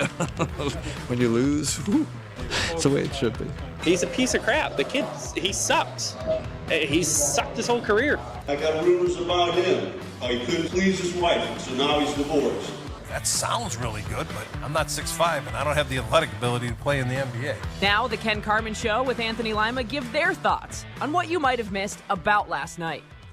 The Guardians defeated the Angels 4-2 for their first sweep of the 2026 season. Angel Martinez homered out of the leadoff spot. Stephen Kwan not in the lineup yesterday. But Cade Smith got another save. Ken, you think Cade Smith's going to the All-Star game? If he leads the majors in saves right now at 13, it's only May. He might. Who's going to be, unless the Twins host it this year, right? No, the Phillies host it. The Phillies host it this year. Okay. I think somebody told me that. Does everybody have to have a representative? Yes. Okay. Somebody told me that there might be unless somebody needs their representative, then maybe he might get pushed aside. But if you lead the league in saves, and if he continues that lead, why wouldn't he be an all-star? I saw your tweet last night. I know what you posted something about ERA or something. I woke up at 3 a.m. and saw it and went, okay, I'll ask John later. So the average ERA for any all-star reliever heading to the all-star game at the time of the all-star game was 2.01 over the last 5 years. Okay. And Cade Smith is at 3.05. He would need to throw 10 2/3 scoreless innings to get there. But I think you might be right. If he does lead the league in saves, do really all-star voters think of that? Do they sit there? Do they? Yes. Well, you can't vote. You can't vote for pitchers. Okay. So I guess you're right. Okay. Really, yeah. All right. Never mind. His last, 7 or 8 Fair games, he has been a very, very different closer. Correct. Just in terms of traffic. There was a stretch where I remember we came on here and I'm like, man, it's like 8 straight games he's given up or he's got somebody on the bases. It was like 3-run lead. So he had a little cushion, and he was taking all of the cushion. Mm-hmm. Yeah, well, he just had a 4-out save, and then he had another one. And you're Shut him right. down. The offense not producing like we would like it to, but they are winning games, and they're going to continue to win games and not have a huge output of offense. So he's going to have opportunities between now and the All-Star game. I noticed something else as well, and this was during the game last night. I don't know if you're going to bring this up. I hope this doesn't have anything to do with this yesterday afternoon. I remember the Irvin Santana no-hitter, right? Yeah. That was 2011. I forgot how long ago that was. And I go, man, it seems like we always beat the Angels at home. And it's like ever since that game, I felt like we beat the Angels at home. Well, they started keeping count 4 years later in 2015 because right at the end of the game, Underwood said since 2015, the Guardians are 30-4 in Cleveland against the Los Angeles Angels. Forget Irvin Santana allowed a run in that no-hitter. Yes, he did. Unearned. Well, and Trout, unearned, you're right. Trout doesn't seem to. You're like 6 years old. How'd you know? That's impressive. Well done. I watch Quick Pitch every day. Go ahead there. Trout doesn't really seem to victimize us the way he has so many other teams either. He wanted a challenge yesterday, but it hit the strike zone last night. It was a great pitch. My son did ask me, is Mike Trout good? Oh, my God. I don't know, man. Oh, God. Are you out He's on got his Mike own Trout? cleats. Oh, my God. That's so bad. In on James Harden, out on Mike Trout. What is this world coming to? Oh, Lord. The quarterback show in Season 3, Baker Mayfield, Jaden Daniels, Cam Ward, and Joe Flacco will all be featured. That's 2 former Browns quarterbacks of the 4. Will the Browns be demonized in this show? I want to thank the NFL, and I want to thank the fine people at Netflix who just made sure, just in case. Now, we should have plenty of Guardians because it's going to be July. We'll be at the All-Star break. But July things, Summer Hack Radio is going to be right out there. And just when you think you're going to have nothing, I go, beautiful. Beautiful television show. Now we get to see what Joe Flacco. Imagine seeing if there was conversations about Kevin Stefanski in that show. Baker Mayfield's going to be in there. I mean, beautiful. I want to thank the NFL and thank the fine people at Netflix. I'm very interested to see how this is going to go. I don't normally get excited about these types of things. I tell you every year, I'm like, is anybody really going to watch this? Because of Baker, absolutely. I'll be there with bells on. But you're not going to watch because of Joe? What they're going to go through his. Yeah. Okay. Obviously. I'm just saying Baker is so much more interesting to me because he doesn't have the filter that a lot of these like Kirk Cousins has that filter that Baker doesn't care. He's not really walking on eggshells just to protect himself. This is going to be really interesting. This is going to be a really fun watch. Go ahead there, John. It has been heavily rumored, not confirmed, that the Browns are going to spend week 1 in Orlando playing the Jacksonville Jaguars.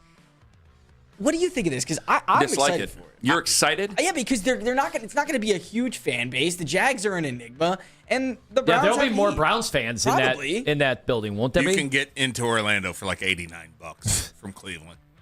Direct flights. But what are the advertisements you see from the highway as you're on your way They have to a your club hotel? called 14, and it's amazing. Hey, I saw a big billboard. It was Mickey Mouse. I basically was there. That is a good Saw it. point. You're like, hey, now is this a trip? I know I was just ripping on the London trips and things like that, but it's like, okay, do you get 2 birds stoned at once? Like, hey, we'll go down there, go see the Browns play. Hey, you know the weather's going to be great. A couple days at Walt Disney World. Anything? Animal Kingdom to me is a waste. Some The of other those- 3 are great. Universal's but- way better than Disney. I've never been to Universal. We're supposed to go better. this year. So we'll find out. I'm not a real roller coaster type of body or guy, so I don't know how that's going to go for me. Go ahead, Johnny. I'm sorry, buddy. All right, last one here. Dean Wade should be starting every game. If you think otherwise, you don't know ball. He is locking down defender. He's locking down guys. Like, he's forcing turnovers. Dean Wade should be playing every game. I don't care that he's only taken 1 shot over the last 2 games. Plus minus of plus 22. No points in either game. Like, Dean Wade should be playing every game. You don't need a guy to score to be in your starting lineup. Tone? Answer the man. So it's just one of the problems. Like, you don't have perfect teams. Oklahoma City's is close to it. Every team has the Knicks have a pretty well-rounded starting 5-2.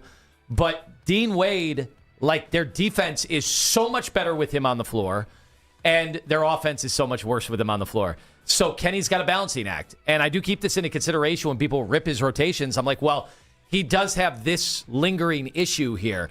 And so Wade has to make up for it. He has to be a great screener with a purpose. He has to get rebounds. He has to really make Cade work so that you can fatigue him over the course of 48 with all the different bodies you're going to send at him. So, look, they haven't wavered. I mean, people in Detroit are talking about taking Duren out of the starting lineup. And Kenny Atkinson has kept the same starting lineup every game, even when they were down 0-2, and now they won 3 in a row. At some point, you just gotta give Kenny credit because sticking with his rotations have kind of worked. You got to stop being a certified box score enjoyer. But that is it for About Last Night. I love that. That was a spicy opinion John shared right there because I see a lot of people ripping on him. John, I love it. Thank you very much. Coming up at 8:20 this morning, Mary Kay Cabot going to join us on the show. Coming up in 5 minutes, forgive me for the pun. Put down your swords. It's time to love your Cavs again. And we should make a big deal about it because a lot of years that's the most fun we ever get to have during a season. Ken Carman, Anthony Lima, live on The Fan.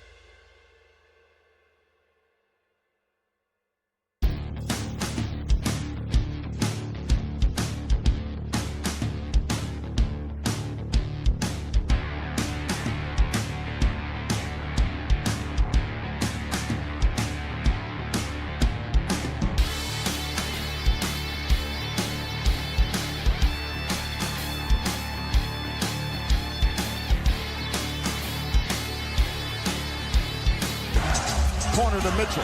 Fake. Sidestep. Three-pointer. It's good. Donovan Mitchell. Huge three-pointer. His first of the game. He was 0 for 7 on the turnover. Strus comes up with it. Inside to Mitchell. Banks it home. Max Strus' steal. I don't know. That just came out of nowhere. I don't know what the spread was there, but I just felt like that was like the crowd gasped. It was a huge play. He made so many winning plays tonight, but that was a big one. Strus Moose was great. There was a debate that raged about him during Inside the NBA after the game. We'll talk about that with Mary Kay Cabot. We text her, and she's like, yeah, I'll answer. I go, okay, great. Because I want to play that Barkley audio coming up here in about 20 minutes after we get done talking to Mary Kay about the Browns, of course, and everything that they're getting ready to do, and Taylor Green and all the other good things that are happening, and the schedule gets released tonight. More on that coming up here in just a moment. However, I think last night was an inspiring win for Cavs fans. I think that should have shook any of the disrespect, any of the mistrust of this basketball team. I think it should have shaken it out of it. They had to be tough to win that game. They had to be physical to win that game. And to come back from 9 down with 3 minutes left and leave J.B. Bickerstaff complaining about, come on. We got to be on. I can't believe I'm agreeing with Kevin O'Connor on this type of stuff. I agree with that guy on literally nothing, whether it be in basketball or in life. And I'm like, well, I got to agree with him on that. Social media reactions brought to you by who, Owen? Scheibin Jewelers, Cleveland's premier jewelry store. And Kevin O'Connor said, two guys fighting for a loose ball, one guy falls. That should rarely ever be a foul. Keep those soft calls in the regular season. It would have been a shame if last night's awesome game ended on it, which is the exact thing that we were saying this morning. I and you're concur. you're clapping, you agree, because JB was cussing up a storm. He was out there in the middle of the floor yelling at everybody. He was complaining about it in the post game. And that's JB. But we're all grown men here, guys. This isn't travel basketball. This isn't AAU kiddie stuff here. This is big boy stuff. You're not ending that game at the free throw line. Yeah, I'm going to make it clear because I'm getting a lot of whataboutism and people are going to, you wouldn't complain. Yeah, if it were the Cavs, I would be upset. If this happened to us, I would have said. But I have to accept it. I would have said, yeah, we should have gone to the free throw line. But you wouldn't use that to be the reason you lost the game. No, you were up by 9 with 3 minutes left. It's because you blew a 9-point lead and guys kind of turtled up, I have to say. It looked like they kind of turtled up. When Cade Cunningham was seeing the blitz, the double teams, great adjustment by Kenny Atkinson and his staff because that was a ballsy move and it forced the onus on other role players in key high leverage moments to connect. Tobias Harris, I talked about this yesterday, and we'll see if this continues, but I did say as the series goes on, what are the chances maybe he wears down a little bit? And you saw, what was he, 6 of 19 yesterday? And he missed. It was a late contest out of Evan. Mm-hmm. Maybe Evan had something to do with it. But he missed a wide open short corner three. And that was huge. That was a miss. Jenkins had a miss. And Max Strus ran out at him. And then he side dribbled and missed. Paul Reed got blocked at the rim by Evan Mobley. Great defensive play. But it wasn't Cade. They were not going to let Cade beat him. Cade did get one shot off with the game tied, 30 seconds left. And Harden came over to help Max Strus to bother that shot. 216-474-0092. I want to get to the phones here. We do have a complaint about the refs. Let's get to Maurice. I think he's calling from the Bay Area. He is next up on the fan. Hello, Maurice. What's good, kid? What's up, John? How you doing, my friend? Go right on ahead. All right. Tony Brothers, he's been in the news past couple of months about him making it about him more so than anything. Are you going to donate? Are you going to donate to his mayoral campaign? I ain't donating nothing, Lima. How you doing? What's going on? I didn't know he's running for mayor. Go ahead. Well, he closed the steakhouse, so he has to. Maybe y'all should add G. Bush to that. And Earl the Pearl. They're included in all sports media, Cleveland sports media. The guys who can talk or the guy who can give their opinion on who should start for the Browns. Prime's on this show tonight. Yeah, so. they are absolutely included in those things. Yes. There you go. So we good. Everything's good. Just wanted to call in and say what's up. Tell you all that, and that's it. All right. Maurice, thank you very much for the call. Ed in Bay Village, you're next up on the fan. Hello, Ed. Hey, what's up, gentlemen? It's been a long time. It's been a while, my friend, and congratulations on all your success. It's been that long of a time. Go right on ahead. Well, thank you very much. I am investing in crane companies. I hear they're big. All right. Keep them grounded. Keep them grounded. That's the key. Trees. We're having meetings as we speak. We don't want them to be a teeter-totter. They should build the whole house out of all those trees. Go ahead. Hey, I'm so excited about the win. I loved it. I have a question, though, about coaching. 20 seconds left. We're getting ready to inbound the ball in regulation. We have 2 timeouts. Why are we not taking one? I said I would have. To make sure. Yep. What? For some reason, Kenny trusts right. them implicitly in the helter-skelter situations. Kenny was asked about it. Joe Vardon asked him last night. Here's Kenny's answer. I did not want them to get their defense set. I just didn't want to have to deal with trying to get it in and them denying us and all that. I just have a philosophy. It's better, a broken play. Now, was that the ideal? I'm going to talk to Donovan about it. Was that the ideal situation we wanted? No, but I did feel like they were kind of blitzing him. Evan could have slipped out and we got him in the pocket, So, but that team, when they get their defense set, is tough to go against. I wanted to go something in flow, something without them getting set. So, Ed, is that a satisfactory answer? Because maybe it sounds like an excuse, but if there's a scatter type of situation, maybe you believe in your talent overall on the floor other than Cade Cunningham and what he has around. I'm disrespectful to some of the other players, but you get what I'm saying. I get what you're saying. I understand the answer. I think what's crazy about it, though, is that we've had issues with inbounding plays and time sets. So you've got 2 timeouts. And I also feel like, how much more set are they going to be? It's a defensive team overall. I would have taken a timeout and made sure to have everybody in sync. And then worst case scenario on the inbound, you have one more timeout you can give. But, I'm also not an NBA coach, so he won the game. So there you go. And, by the way, loved watching all those Detroit fans bail with time still on the clock. Ed, thank you very much for the call. Ed in Bay Village with a cackle as he gets off the phone. I will say that Kenny seemed to be a little trigger shy after Game 6 in Toronto. Remember how that all went down? We had the turnover that was off an inbound play, had trouble getting it back across the midcourt line. Okay. They gave the turnover, and then Barrett hits the big 3. And then they also had another bad inbound play with 1.2 left, where Evan Mobley ended up with a 3-point shot instead of James Harden, who's inbounding, or Donovan Mitchell, or, Sam Merrill, or Max Strus, or anybody that wasn't Evan Mobley with 1.2 left. That's a good point. Thanks. Excuse me. I made it. A question of whether or not we just have to accept James Harden's turnovers coming up at around 8:45 this morning. Mary Kay coming up at 8:20. So Albert Breer was on Afternoon Drive yesterday. This is the time of year. This is where I side with the fans. I kind of tried to be this type of way. And I'm like, you know what? We only get so many times to celebrate certain teams, certain times of the year. Like, you hope that, there's going to be plenty to celebrate this regular season. But we don't know. The offensive line's up in the air. We don't know. Which more on that with Albert Breer here in just a second. But I know that the writers never make a big deal. The insiders are just like, okay, the schedule's being released. I'm like, well, let people have their fun. Let people speculate. Let people have their fun. We don't need to be Buzz Killingtons about it. Let's have our fun, because this might be the most fun we have overall this entire year. So if tonight the schedule comes out, I will tell you I'll be a little bit underwhelmed opening with Jacksonville in Orlando, because it's Jacksonville in Orlando. But okay. And by the way, it's a playoff team last year, so that's going to be a formidable opponent to start off against, and we don't know exactly who's going to be quarterback. I know that the odds came out again yesterday. Did you see the betonline.ag odds that we always get sent? Yeah.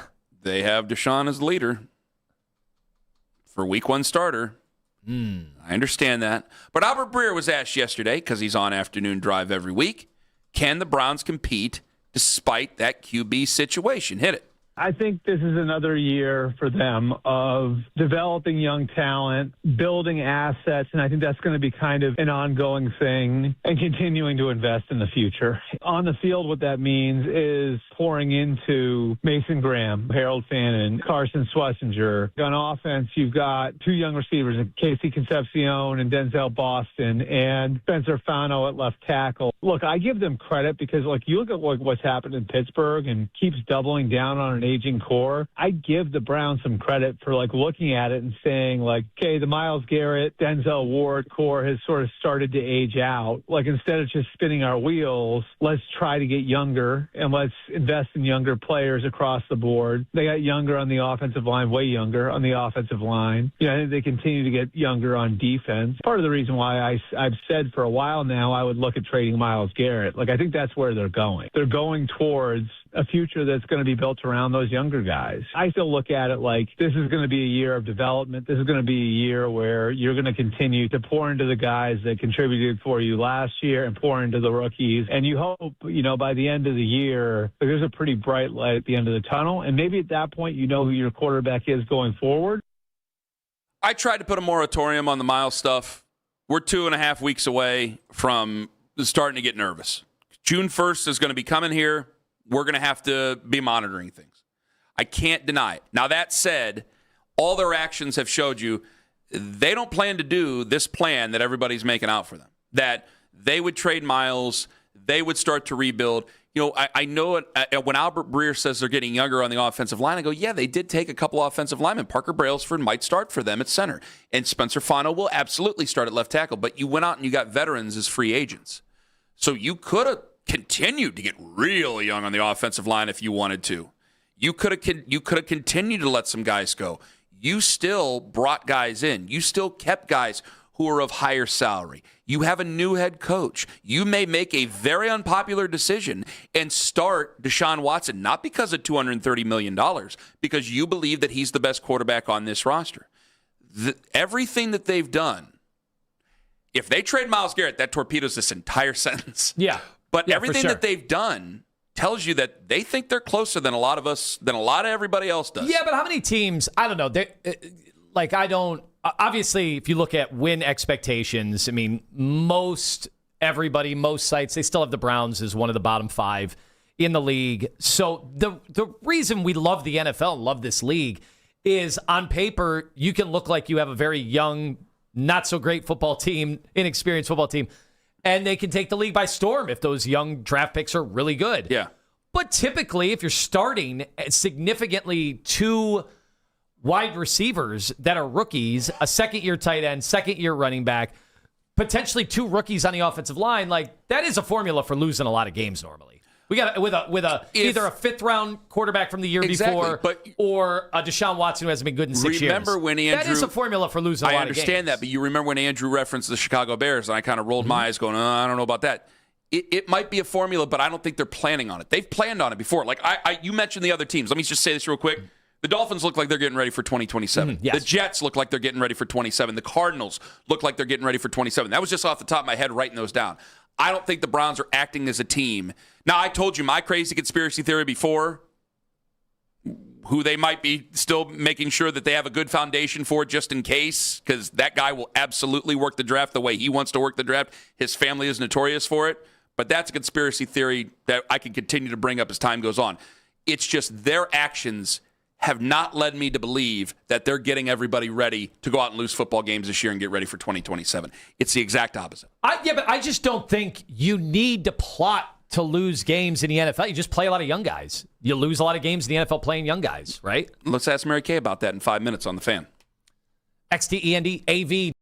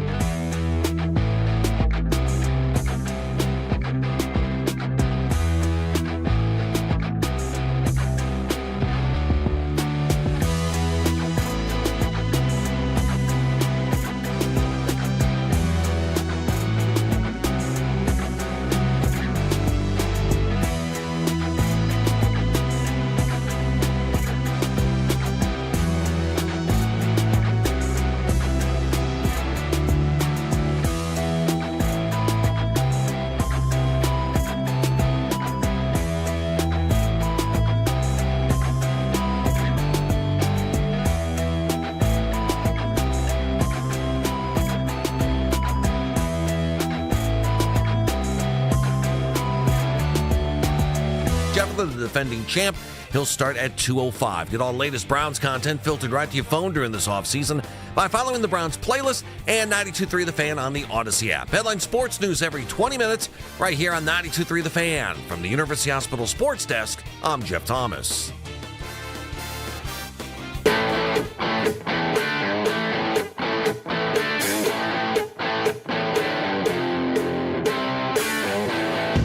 I really hope they don't open up the season with the Jags. Because I mentioned twice, and you mentioned it, and everybody agreed, and Keith didn't even correct me on it. I thought they were playing Orlando next year, or this year. They're playing Orlando next year. A Browns backers group was like, hey, we actually have a group of tickets set up with Jacksonville in their ticket office right now. They're playing in Jacksonville. I would go, there is one person who's corrected me in 40 minutes when that story was first brought up. Not a lot of juice behind them Jaguars. What about the Travis Hunter situation? That's a totally different ball of wax. Let's bring in Mary Kay Cabot. There's a lot of juice behind her. She joins us on the Wise Heart Right, We Make It Right, Call Kyle Right hotline. Mary Kay Cabot from the Cleveland Plain Dealer and Cleveland.com. Mary Kay, good morning. Let me ask you this. They had Albert Breer on yesterday, and they're talking about different things in the afternoon about what they'd like to do with this Browns team as we get ready to see the schedule later on tonight. And I think we're kind of caught in a crossroads because I think there's a lot of people planning going, hey, they don't really believe in the quarterback situation. Maybe they should lay down and get ready for 2027. I'm going, man, this is not a team that's acted like they are getting ready to lose some football games in 2027, considering who they hired and everything else they've done. Are you reading tea leaves that they believe that they're more competitive than what a lot of people think they are? Absolutely, 100%. The organizational philosophy heading into 2026 is to win as many games as possible. This is not about the 2027 draft pick. This is not about developing a young quarterback. This is about winning. And their guiding light in terms of choosing their starting quarterback will be based on that philosophy. If it's Shedeur, fine. If it's Deshaun, fine. It's going to be whoever gives them the best chance to win. And that is because they have a roster that can win some football games this season if they have a quarterback that can pull it together. And it doesn't have to be a top 8 quarterback. It can be a top 16 quarterback. But they need good quarterback play to win some football games. So, yes, I think absolutely 100% that's where they're going with this season. I've heard Jimmy Haslam absolutely say it at the owners' meetings that he expects them to win more games this season than 5, and that is the way that they are going. They are trying to win. That's why they're not trading Myles Garrett. That's why they haven't traded any of their other quality veterans. They're going out there to try to win games. Mary Kay Cabot joining us on the show. So then I have to follow it up with this. Give me a percent chance. June 1st is coming up in 2.5 weeks. What are the chances that Myles is still a Cleveland Brown after June 1st when the season is going on? I would say pretty darn close to 100%. You can never say never, but Andrew Berry has been adamant, and Jimmy Haslam has been adamant about the fact that they're not trading Myles Garrett, that they do feel like they're poised to kind of take off once they figure out the quarterback situation. I mean, if this team grows up a little bit this year and then a little bit more next year, they should be able to win some significant games next year if they have a quarterback. This year, maybe they can flirt with 8. Maybe they can flirt with 9. Maybe they can remain in the conversation for a wild card spot deep into the season and then really kind of take off next year.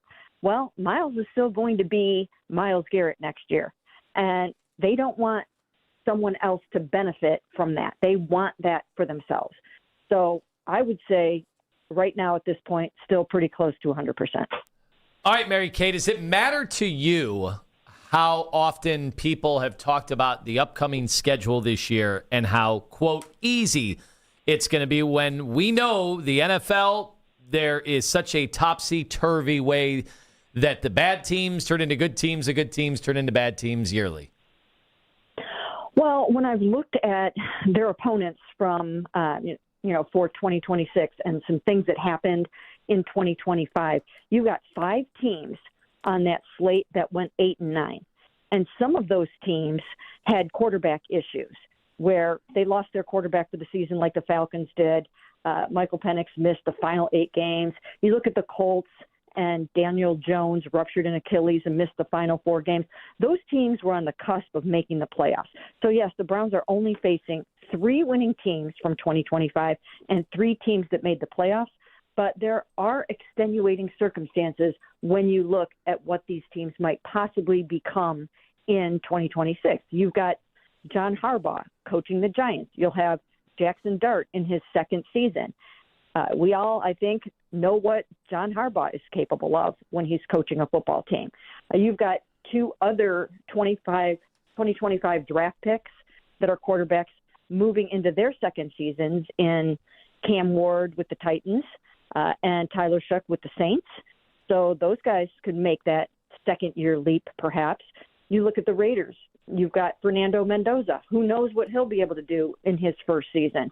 So strength of schedule doesn't always hold up the way that it looks at the beginning of the season, and I think there are some reasons to believe that maybe it might not be quite as easy as it looks. Do you think Todd Monken and the coaching staff would prefer every week at 1 o'clock? And conversely, what does Jimmy Haslam want? Well, of course, you want your team to be in prime time. You want your players to get that kind of exposure so that they make Pro Bowls and things like that. You want to be contending. You want to be out there. And Jimmy is certainly someone who wants to show that he's doing a good job. So I think that them being back in prime time is absolutely something they're hoping for. And I would think that by next year, they'll get some of those premium games. Not Sunday Night Football, though. Well, Please, not Sunday Night Football. It could be Tuesday Night Football by next year. That's Who true. knows? I like the song "Waiting All Day for Sunday Night." I'm like, man, I've done that one time in the last decade, and it sucks. I don't want to wait all day for Sunday night ever again. Mary Kay Cabot joining us on the show. Yeah, real quick, what do you think of the Thanksgiving Eve game, the Thanksgiving Day games, the 3 slate, and then the Black Friday game? Are you going to ignore your family, Mary Kay? Are you going to ignore your family? Asking. Yes. Yeah, it's going to be very interesting, but with more and more international games and with the NFL heading towards 18 games, I think it's just something that we all have to get used to. Now, I will say this. I love it when there's a football game on and I don't have to be actually there covering it and I can watch a game. So when I have those opportunities, I really enjoy them. So I really actually don't mind some of those games, and I love watching games on the holidays, again, when I'm not covering them. So I don't mind all of that. I mean, bring it on for me in terms of NFL games. I would watch one at, of course, 9:30 in the morning on a Sunday. Could the schedule at all dictate who starts at quarterback for this football team? No, I don't think so. Okay. Like I said, I think this team made a decision at some point this offseason where they said, look, we have enough here to go out and win some games. They successfully completely overhauled their offensive line. Not an easy thing to do in one offseason, but they managed to do it. They kept their defense largely intact and added some key other pieces. They've got some guys growing up over there, too, a little bit in Carson and Mason heading into their second seasons. And then they added their skill players and whatnot. So, no, I think that they really did decide at some point this offseason. I think they probably sat down and actually made the conscious decision, we have enough to win here, so let's go out and see what we can do. And that will be the guiding light. And once again, we don't know who that's going to be yet. Just because someone is ahead right now or emerged ahead, as I reported recently, doesn't mean they're going to stay ahead. That's why it's a competition. So let's see how it plays out. But whoever Todd Monken feels can go out there and win the most games is who is going to win this job. All these leaks keep coming out. How much intrigue would there be if we opened up at home with the Falcons week 1? Well, I think that's one of the more intriguing games. On our podcast yesterday, we kind of ranked and spotlighted some of the more intriguing non-AFC North games, and that was certainly one of them. So Kevin Stefanski coming back here to the lakefront, especially if Shedeur is starting, I think that would bring a lot of drama and fireworks and emotions out. So, that one could be very, very interesting. But there are others. I think there are a few grudge matches and some really key matchups. All right, Mary Kay, I want to ask you one question. We have a list now because, like, John, our wonderful young producer, working his ass off, and he keeps sending us clips of all these different people coming out of the woodwork of who should start at quarterback for the Browns this year. And the latest one was Bernie. Bernie's obviously not came out of the woodwork, but Lima asked the question going, okay, guys, when do we put a lid on it? Because we can't keep having the same conversation about who should start every day when it comes to all these different guys. So when do we put a lid on it? So Bernie is in the club of people who can give their opinion on who we care about, who give their opinion on who should start, right? I had the fans, the callers, which are the same thing. I had all Cleveland sports media, weekend hosts, full-time hosts, doesn't matter, you, Lloyd, everybody, right? Bernie, Joe Thomas, John Greco, Herb Street, down the line. Get Hoyer on there, too. Hoyer, yes, I'm putting Hoyer on the list. Let me ask you this, Mary Kay. Should Johnny Manziel, should his opinion be on the list of people we care about and we play on the radio of who should start for the Cleveland Browns at quarterback this year? Well, here's the thing. When I hear all of these people weighing in on who should start at quarterback this year, the key thing is none of those people really know the inner workings of what is going on with this football team. Even though some of them used to play for this football team, maybe some of them used to coach this football team, nobody really knows exactly what is going on in that film room. Nobody knows what's going on in the meeting rooms. Nobody knows who is taking the coaching. People don't know this. So these guys, everybody can have an opinion.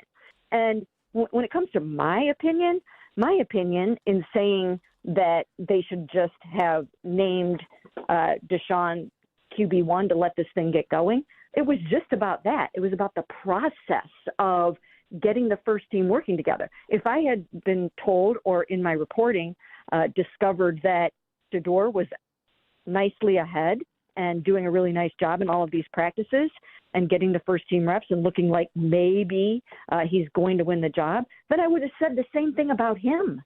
The same thing. Let him go out there and get the work done with the starters. That's what it's about. But none of these other people that are weighing in on this and so vociferously talking about this, they don't know what's going on. So none of those opinions really, truly matter. It really matters what's going on inside those walls in Berea. So is that a no for Johnny Manziel? It's kind of a no for all of them. I love it. I love it. No, I dig Mary Kay. That's fine. I just wanted to know because the more I think about it, the more like, maybe I should put Johnny in there, but I don't want to. Okay. I just had a quick question just because J.C. Treader and the Players Union, they are noticing that the World Cup venues are going to away from taking notice of the grass surfaces at World Cup. Like they're going to grass surfaces when they wouldn't otherwise have been. So the NFL, they're getting turf, but then for the soccer matches, they're going to grass. Is this something that the Haslams would be open to, or is it just going to be artificial turf no matter what? Well, I think the NFLPA is making the union is making a huge push towards grass. So I think that's going to be a big issue over the next couple of years, and I'm sure that JC and the players are going to push really, really hard for that, and I'm sure there's data to support it. So it's definitely something to watch, and I would think that, yes, that Jimmy would be open to that. I don't know for sure yet. I haven't asked him that, but I would think he would be. We said you would answer this. I want to play this Charles Barkley right after the Cavs game. I know you watch all Cleveland sports. So here is Mary Kay. Here is Charles Barkley about Max Strus in the postgame on Inside the NBA on ESPN last night. Hit it. Max Strus played great. Okay. I'm thinking what everybody's thinking. That's a pretty man. I don't think everybody's thinking that. Only you were thinking that. Can I ask you a question? Yes, you can. What are you attracted to about him? I'm not attracted to him, but I can hear. You said he's attractive. He's a good-looking man. And what are you attracted about his good looks? His face. His face? His face. He's a good-looking man. Ponytail, too. You like the ponytail?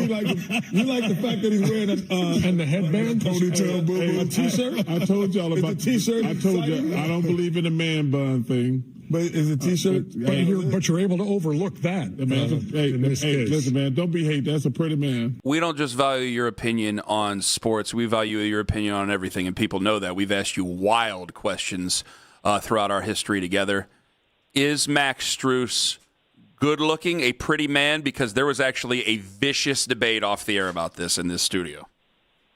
Oh, well, I wish I could have heard that. I did hear that live last night, and I was laughing so hard. I thought that was the funniest exchange, especially when one of them said, I'm surprised that's your takeaway from this interview. So I thought it was so funny. But I will say this. It's not the first time that it has been brought to my attention that perhaps Max Strus is aesthetically pleasing. Whoa! There you go. There you go. Mary Kay, thank you so much. So wait, you have people texting you about Max Strus? Me, yes. I think he's taken right now. I saw his girlfriend before one of the games, so I don't think Max is a free agent. Remember the Bachelorette a few years ago, who was scorned on the actual show? Right. She was hollering at Max Strus as well. Now, again, just to clarify here, I'm not saying that I think that Max Strus is a pretty man. I'm saying that it has been brought to my attention before last night by people that I know that perhaps maybe he is a good-looking man.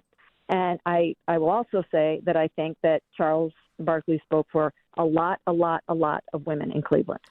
Mary Kay Cabot. On the Wise Heart Right, we make it right. Call Kyle Right hotline. Mary Kay, thank you so much. Thank you, guys. Mary Kay Cabot joining us on the show. Outstanding as always. Outstanding as always. Do you want to have that fight at 9:45? About Max Strus. Yeah, hell yeah, about Max Strus. We've got to get back to the Cavs, obviously, here. All right, what she said about the schedule, what she said about a certain somebody's chances of still being here as the season progresses, and when he's on, he's every bit of the Hall of Famer we expect him to be. It might be time to just accept the turnovers with James Harden. Ken Carman, Anthony Lima, take us with you to work on that absolutely free Odyssey app.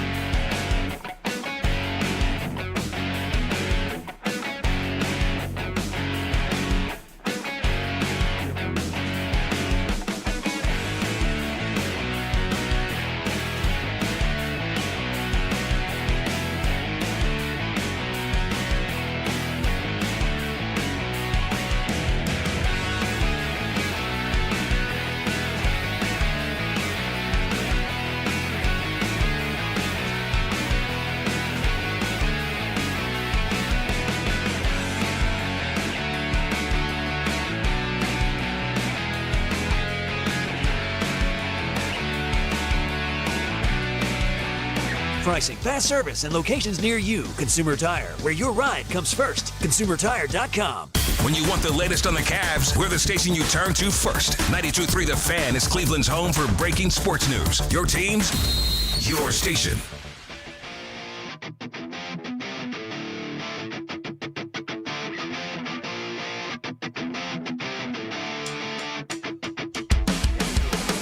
Whether or not we just have to live with James Harden's turnovers coming up here in just a moment, because especially when you have results like that, it's hard not to say yes. However, it's a conversation that isn't going away. I know it's annoying. I'm annoyed by it. Because I'll respect the opinion. There's plenty of people, the clip just went out on the internet of me saying, hey guys, the Dolphins are getting ready for 2027. The Cardinals look like they're getting ready for next year. There's a couple other Jets I think are getting ready for 27. The Browns are not acting like that. Now, I'll respect your opinion if you don't think that's the right thing to do, because there's plenty of people going, Kenny, this is I'm an excitable guy, and we're starting to turn the page to another season. The schedule comes out tonight. I've already saw, strength of schedule is the weakest in the league. The miles traveled through the air is the lowest in the league. They probably will have a lot of 1 o'clock games. There's a lot of things. You still have one of the best defenses in the NFL when it comes to flat-out football. There's a lot of things that kind of play into your hand here. But it's still hey, you got a bunch of free agents and rookies on the offensive line. Casey Concepcion's exciting. Denzel Boston can be exciting. They haven't played in a Browns uniform yet. Kenny, you got to pull back a little bit. I'm okay, I'll pull back a little bit because you guys are right. You guys are right. Because those folks are saying it's not even worth the fight to be really competitive in 2026. And then that's when the Myles Garrett conversation gets brought up. And I'm going, well, I think there's a difference in what you think the Browns ought to do, whether you think hey, there's no time for tanking, and I'm one of those people, or you think that what are we doing here? You're just going to mess it up in a great draft class, and we aren't going to get a good pick, this, that, and the other. When it comes to Myles Garrett, yeah, you can get a hell of a haul for Myles Garrett. Probably still get a hell of a haul for Myles Garrett next year, but we'll discuss that then. Mary Kay, I had to flat out ask her, because a lot of people are bringing up, Breer brought it up yesterday, what's the percent chances that Myles Garrett is a Brown week 1 of this football season? I would say pretty darn close to 100%. You can never say never, but Andrew Berry has been adamant, and Jimmy Haslam has been adamant about the fact that they're not trading Myles Garrett, that they do feel like they're poised to kind of take off once they figure out the quarterback situation. I mean, if this team grows up a little bit this year and then a little bit more next year, they should be able to win some significant games next year if they have a quarterback. I'll take them at their word, even though, especially because every action has said that they're going to try to compete this season. Every action has told me that they are going to try to do that.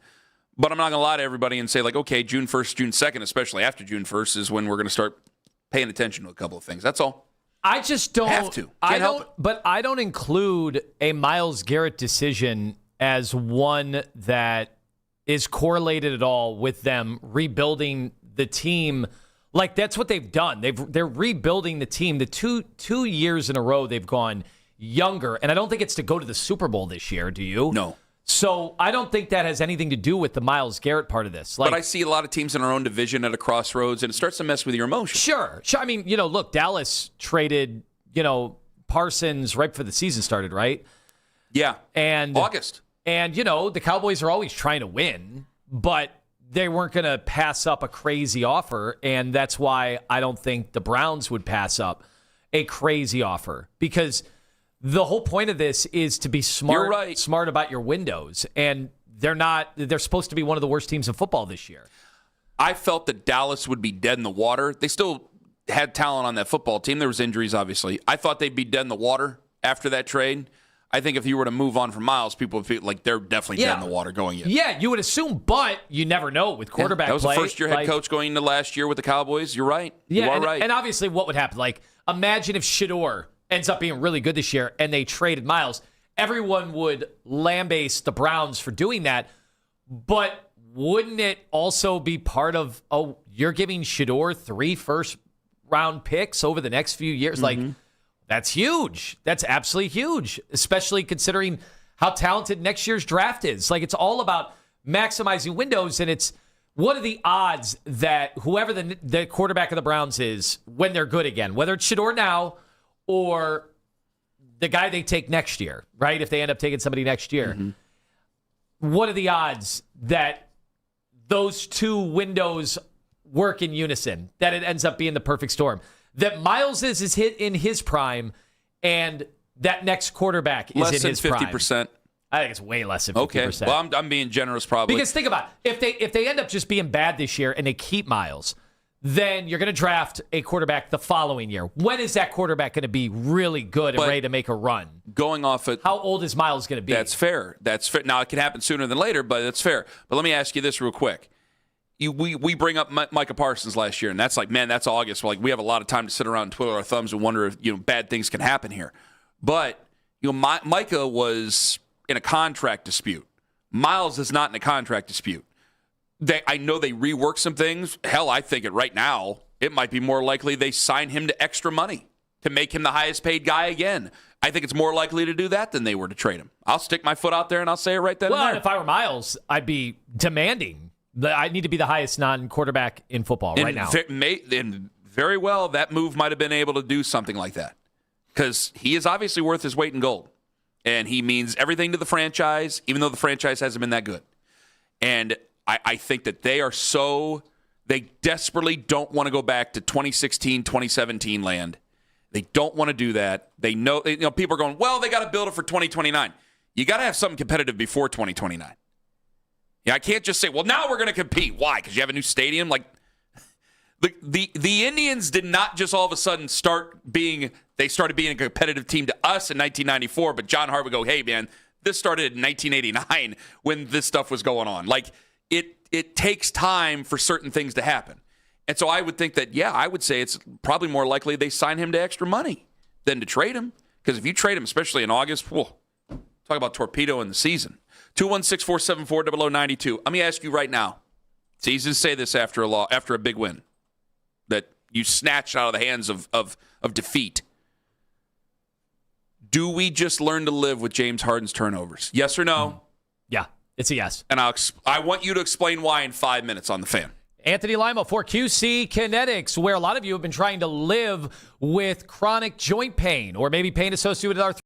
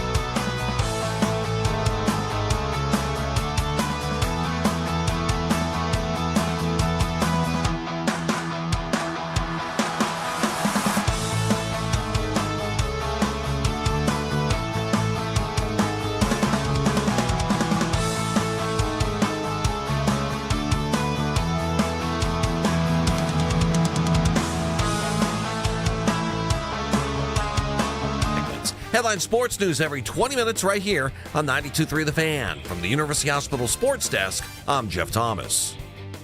Your mornings are about to change with 92.3 The Fan. We're going local at 5 a.m. It's The Fan Warm-Up Show with Jeff Thomas. All the latest from the night before in Cleveland sports and getting your day started even earlier. We are Sports Radio 92.3 The Fan. Looking for a winner? Enter the code word RIDES, R-I-D-E-S, at 923thefan.com before 10 a.m. Your chance to win a 4-pack of fun packs to the Berea National Rib Cook-Off and Beer Fest Memorial Day weekend. Cuyahoga County Fairgrounds, which include 4 admission tickets, rib samplers, bottles of water. Get details at BereaRib.com. All brought to you by Berea National Rib Cook-Off and the Beer Fest at 923thefan.com. Good luck. Should we just accept the James Harden turnovers? Easy to say after a win like that last night. I say yes. You said yes. Well, tell me why you said yes. So, let me put a little caveat on there. Put the caveat on it. Go right on ahead. It's the kind of turnovers, right? Like the turnovers where he's trying to thread the needle on a pocket pass to Evan Mobley where there's some daylight and that daylight could evaporate quickly. Same thing to Jared Allen. Like some of those, when they get through, they lead instantly to your buckets. Some of those also get taken the other way by athletic freaks like Thompson, and you give up a basket. I'm actually okay with those. Sometimes you've got to be able to thread the needle, and the difference between Harden, I think, and like Darius was a good passer, but he doesn't find those angles and those windows the way that James does. So you have to be okay where a lot of the James Harden passes that are very difficult, that when they're done, you're like, man, there's only like 10 guys in a game, 8 guys in a game that can make those passes. You have to live with those turnovers. He had in game 4, he had a wrap around Jared Allen underneath the basket. That is a tough, ill-advised pass. He got it through, and it was an easy dunk. He had another one yesterday in the helter-skelter moments at the end of regulation where he rebounded his own miss, and like in a game of 33, he tapped it out. He tapped it out to the side to Donovan Mitchell, and it led to Evan Mobley getting fouled by Tobias Harris. And that one is just one that very few guys in the league could even anticipate. Oh, I'm getting a rebound, but instead of corralling it in a crowded space, I'm going to tap it all the way out to the three-point line, like the strength it takes. You have to be okay with him using his imagination. What you're not cool with is the lollygagging lob pass out of a double team that's just getting, in this series and the rest of them, it's going to be like this. It's just going to be taken away, and it's a dunk. Those are the lazy ones. There's a difference between lazy and creative. Well, what I'm also seeing here, and I agree with everything you're saying, or I see the logic behind everything you're saying as well. What I also notice is that you had a very poignant thought about how his series has gone, where he looked unplayable in the first 2 games, and this is the James Harden experience, where now last night he showed why he's the legend that he is. He's the Hall of Famer that he is. Okay, why he could have his jersey retired if he ever breaks through and wins a championship with somebody. This is a fantastic player in every sense. You saw that last night. But it's also where, and I think you're right about this, where you learn to live with some of the things that happen, because like he was not, I'm seeing a lot of stuff. So I tried to stay away from the phone. Phone started buzzing. I'm watching the game. There was a lot of criticism, which rightfully so, in the first half about James turning the ball over, things like that. But you still need to have a guy to have that confidence to flip that switch later in the game. I'm sorry, there's no way. I think the Pistons got in their own way a little bit. There's just no way you come back from 9 down with less than 3 minutes left to go. Yeah, JB made a mistake, but you don't do that without him. You don't do that without the cooperation with the other players you had. Max Strus was sensational last night, obviously, but there's so much more to it. And when you have a guy like that, you said it yourself, and you're right. It doesn't happen with the guy you traded him for. You're traded for him for. Like, it doesn't happen with him. It happens with James Harden. And you're coming back here tomorrow, and you're going to win this series tomorrow. Now, I'm not thumping my chest yelling at everybody. It's how I see it. You're going to win this series. You got the more veteran team, the better overall team. You have adjusted to their style of basketball because everything is out on you. You play tough with the Cavs. You play physical with the Cavs. They're going to shrink on you. Well, they didn't do that. I don't think they did it last year, and they sure as hell haven't done it in this series because that's what Boston said, and that's the thing that we've been talking about all throughout the regular season, Tone, is that when you get ready to play Detroit, when you get ready to play the Pistons, you know what's going to happen. They're going to try to rough you up. They're going to try to do things, and they try to do that. Evan Mobley has a scar face going on right now. Did you see that? Yes, you had a incidental thing, and I'm thinking, guys, it's going from literally the middle of his forehead down. And if it was your child, you'd be worried that would be a scar for the rest of their lives. Someone scratched the bejesus out of him. But in all honesty, it looks like if you're a Pistons fan right now, and I don't know why you're listening to this if you're a Pistons fan, but I'll just tell it. If you're a Pistons fan, I think you're a little bit upset going, wait a minute. Like, we're the team that's supposed to have the legacy of toughness, of bad boys, of getting ready to fight people. I made the malice at a pizza box jokes earlier today. Like, you're supposed to be that type of team. You're the one that has Isaiah Stewart on it. That's supposed to be able to fight anybody at the drop of a hat. And you're the team that's complaining about the fouls at the end of the game. You're the team that wants really an incidental contact foul over a loose ball in the final seconds of regulation to send the guy to the line to try to win that game. You're up by 9 with 3 minutes left to go. Finish the effing game. The game was a wrestling match for 2 hours and 45 minutes, and Detroit just wanted a gifted victory at the end from a foul 75 feet on inadvertent contact. Because this is what it is. Because this is what it is. You've had this show... And there's been wavering going on. Obviously, I know you said the series was over and they're down 2-0. You've taken ownership of that. That's I thought fine. it was. But that's the whole point of it. You've had this show and many others try to stir the pot, bang the drums, bang the pans together, try to wake people up, rah, do the pom-pom stuff. And it hadn't worked all year. And when they're down by 9 with 3 minutes left to go last night, I thought it was over 2. And I really dreaded at that moment doing this show this morning because everybody who was the naysayers, they were going to feel like they were right. And I know that we're not done with the series yet.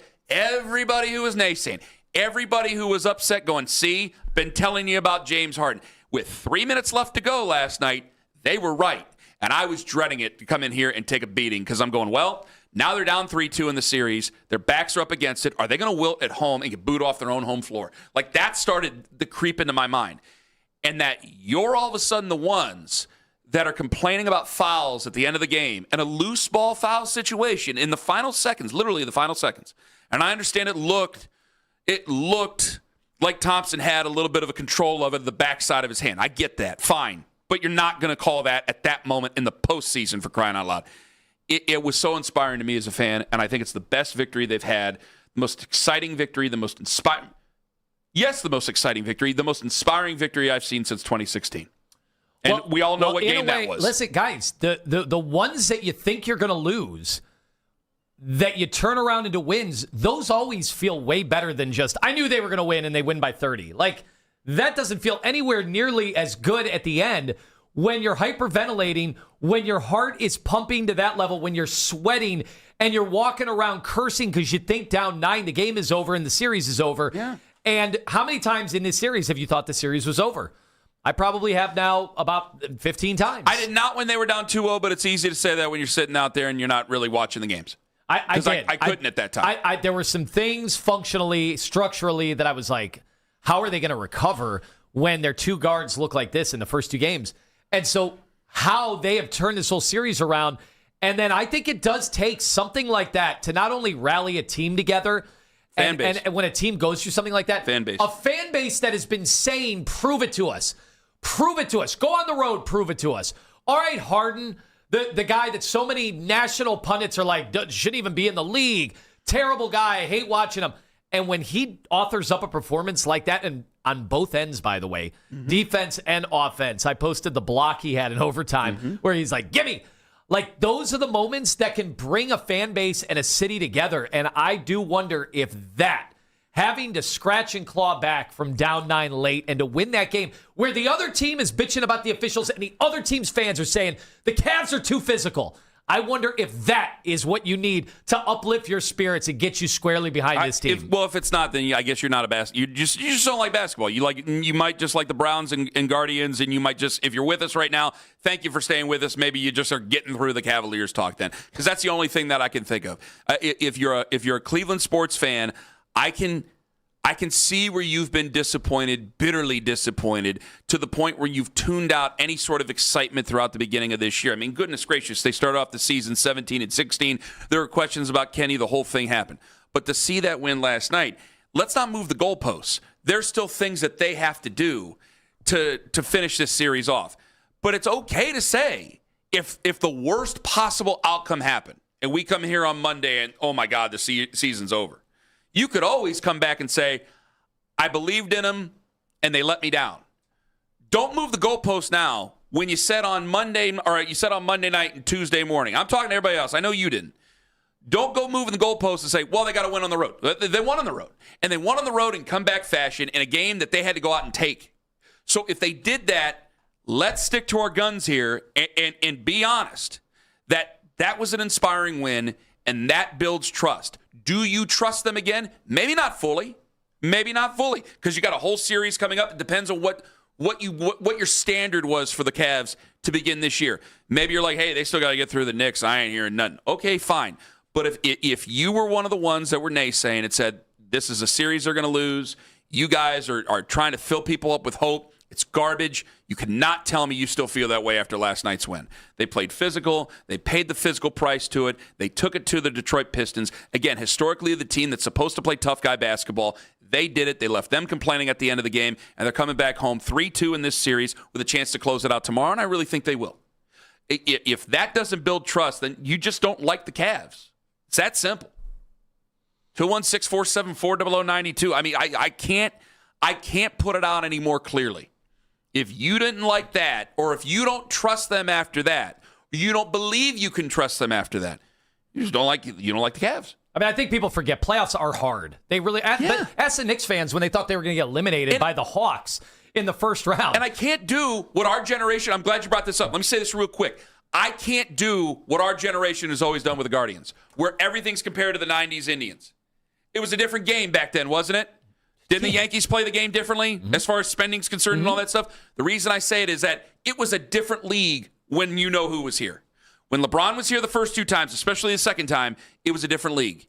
It's hard to do super team crap now. Right. It's hard to do that now. There was an expectation. Guys, it's a bygone era. These teams are more evenly matched. It's tougher to win. It's tougher in these series. You were at the forefront of it. I had to catch up to it myself. So I can't keep comparing 2014 to 2018 to 2026. It's not a right comparison. Not even that it's not fair. It's not right. It's not accurate. These are tough series. These are tough teams. Detroit's a good basketball team, but you're a better team. You have more veterans, and you got it to overtime. And when they got it to overtime, I said, this is a game we're winning. This is a game we're winning. 216-474-0092. I want to get to all you guys on that. And 9:45. Ladies, if you're out there, we asked Mary Kay the question. Charles Barkley was the first one to say it. Need an opinion on Max Strus.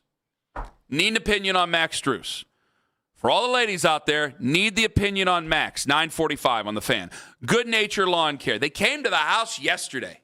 It was amazing. I got home.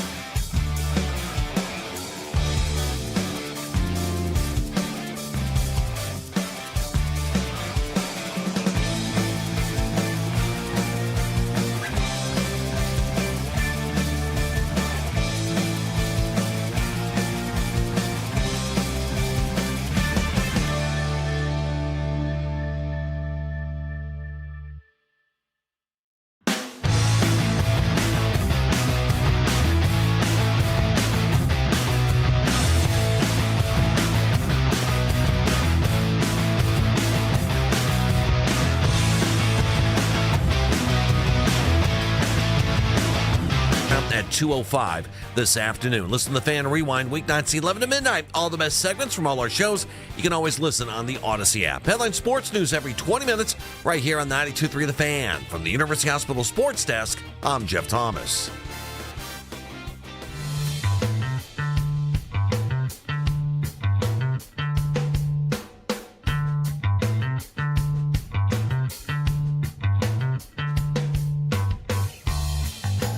$9:45. All you ladies out there, we need because there was an argument on this show during a break about Max Strus and whether or not he's a pretty man. Because some people in here think it's just a smoke and mirrors game with Max Strus. I don't, but there are several that do. 216-474-0092. So it's going to be a ladies' morning here coming up at 9:45. By the way, I'm getting several other names before we get back to the Cavs here. I'm getting several other names, and I want to take you guys on the Cavs. The list of people we take seriously on who should start for the Browns. You added Brian Hoyer to the list. You're right. I'm still not ready to put Johnny on the list. Even though I know that Johnny would say something and people would play the hell out of it. And I'm like, well, do we just play it, but I don't take him seriously? But who takes him seriously anyway? So that's a question that needs to be asked. Or Dan Orlovsky. Is Dan Orlovsky on the list of people we take seriously? Are you sure? Yeah, of course. Wasn't really able to back up the Ty Simpson thing. But then he ended up getting taken in the first round, which I think makes Orlovsky look good. All right, I'll add Orlovsky to the list. Well done. All right, John Fanta. I assume so, but somebody tweeted like, no, not Fanta. I was like, Fanta what? can stick to drunks on the infield at the Derby. Yeah. So Fanta doesn't count? Fanta's out. Oh my God, that's crazy. He's on this station every single week. He doesn't get to do it. He does call-ins. He wants to go on the show. You're going to leave Fanta out? I admired his work at the horse racing. I want to see him more at those events where the drunks are. Yeah, Fanta with the drunks is really send him to the Phoenix Open, the waste management. Yeah, he is. God, it's like the Billy Madison, man, am I glad I made friends with that guy. Because I'm so proud of him. He shows up. He's got that suit on there. Because I saw him. We were in the hotel. Let me say this real quick. We're in the hotel. I saw him, and I'm just like, it's like a younger brother. I'm like, this is amazing. He's made it. It's like Jimmy and Goodfellas. He's going to be made. This is incredible. He gets on there. He doesn't drop a word. It's fantastic. I text him, and he sends me a screenshot. He goes, this is the time of the other hits. I was like, okay, I get to watch it whenever I want. This is going to be great. He didn't make Todd Monken's pick for who should win the Kentucky Derby. I was critical of him about that because you always have to be critical about something or you can't say he's perfect or he'll stop trying. Fanta goes on the list. I'm putting Fan on the damn list. All right. Bend my arm. 216-474-0092. So do you trust the Cavs again? It's a big question. Do you trust them again? Believe it in them. You could say I believe in you, but do you trust them? We all, if you have more than one kid, you all have one goofball that I believe in you. Do you trust them? You can do it. I don't know if I trust you to do it. 216-474-0092. Let me go. Josh and Berea, you're first up on the Fan. Hello. Do I trust them? Let them know. I'm not superstitious. Fear the beard, more like shave the beard. Oh, timely baskets? No. He had too many turnovers. No. I don't believe in superstition. I'm not going to change my take. They're going to lose this series. All right, I'm going to drop the bit. Let's go, Cavs! I don't care, man. I don't care what I said. If you're hate watching, you're a loser. Come on, guys. This is the most important series. Josh, who are you alluding to? Who's hate watching? Who is hate watching? There's just a lot of fans out there on the internet. Name them. Name them by names. Give me names. Is there one in particular? Is there one in particular you're thinking of?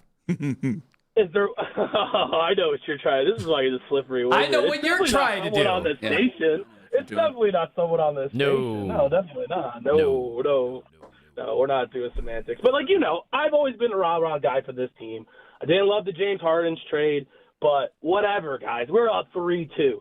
If you're not pumped, we stole that game. There was no business winning that game. We stole that. This is what the NBA playoffs are about. This is why they rule, okay? Get with it or get lost. I cannot wait to see the energy in Game 6. Oh, my God, man. That was just remarkable. The roller coaster we went on in that game. And if you don't come out of that feeling amped, I don't even care if Donovan Mitchell wasn't shooting webs. He was shooting blanks out there. But when you needed him, he made big baskets.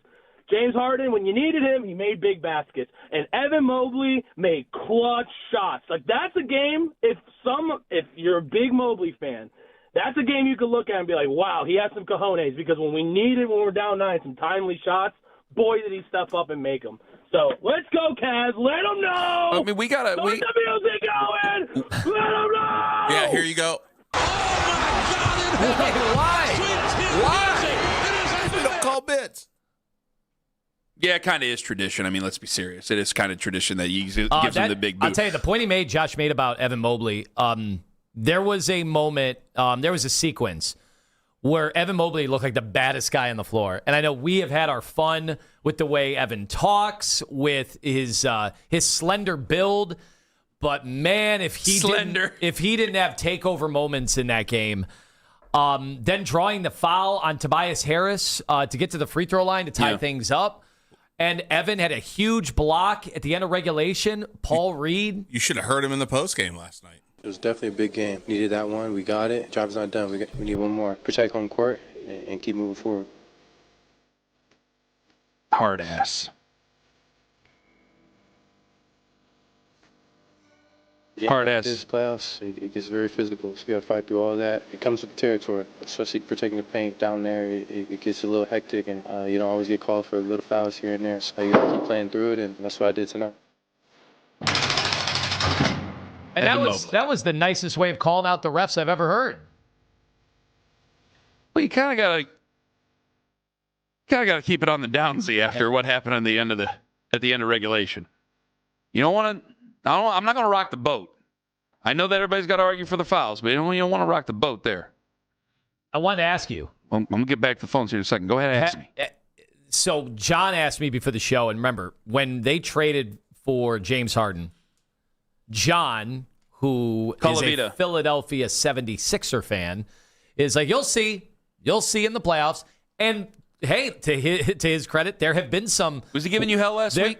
A little bit, yeah. There have been some. We had to kind of force him into it. I told him after game 1, I'm like, dude, go after game 2. Whenever Harden was tripping over his own feet there to end the game, it was bad. He knows already. It's one thing to come after me. It's another thing to go after the Dragon. Am I right? But as bad as Harden looked in those 2 games, because I thought Toronto, you could make the argument he was the best player in the team. I know he had a lot of turnovers. He did a lot of good things in that Toronto series. And in this series, the first 2 games, he looked borderline unplayable. But I gotta say, like, I don't think they get past Toronto with Darius, especially with the toe situation. And this series, come on, like, I just think he shoved around. They are up 3 games to 2. They would not be up 3 games to 2 with Darius. Like, to me, this validates the trade. I won't say they've won the trade yet, because if they just get eliminated, if they lose the next 2 games, well, how could you say didn't trade for James to not get past the second round? But I'm sorry, but even if the Cavs win the championship, the Cavs did well. I don't know if the Clippers lose the trade. You know that you're getting a law of diminishing returns. I mean, we accepted all that. So I think it has a chance to be a win-win trade. Yeah, the best trades have the chance to be the win-win trade, except for one that one of our teams made here recently over the last few years. But it has a chance to be a win-win trade, certainly. And I think those are the best trades for it, because you get to continue to do business. Everybody keeps their job. It's just different levels. Like, they got somebody that they hopefully can count on for the next 10 years. I got no ill will towards him, but we got somebody who we can count on for the right now, because James Harden is a sturdier, better basketball player. It's not going to be that way 5 years from now, because he's going to be 41 years old. So that's obviously not going to be possible unless he's LeBron, and he's not. But if we get him sturdy for now, everybody's fine. I'm happy with it. I think you should be happy with it. And I'll accept the turnovers. I'll accept it. It's exactly what you said at 9 o'clock. There is a difference in the quality of turnover that happens. And sometimes you just have to trust a 11-time All-Star, 13-time All-Star. I lose count. At least 11-time All-Star and a former MVP. Sometimes you're going to have to just trust him. And so I'm going to just trust James Harden, and I'm going to trust him over Darius Garland, no offense. What a roller coaster of a guy to cheer for. Like, I don't even know what the parallel would be in football. I know, like, Jameis Winston had the 30 touchdown, 30 interception season. But over the course of a career, who has had the ups and downs of James Harden consistently. It's not like, 1 year James is up, 1 year he's down. It is in playoff series where he will drop 30 and then be the reason his team lost a game, not even close. It's the craziest guy to root for ever. And so far in the playoffs, I think he's had more good than bad. It's weird if we're picking and choosing. We won't have home court against the Knicks, right? No. As long as we win tomorrow, I'm not trying to jinx anybody. We won't have home court against it. Well, if I'm going to pick and choose the bad games, let me get them out of the way early. Because I don't want them to start well and all of a sudden things go to hell and then we're sitting here begging for James Harden at the end of the series. 216-474-0092. Yeah, he could be a little bit streaky. I'm willing to accept that. Chris in Chicago. He's on the free Odyssey app. He's next up on the Fan. Hello, Chris.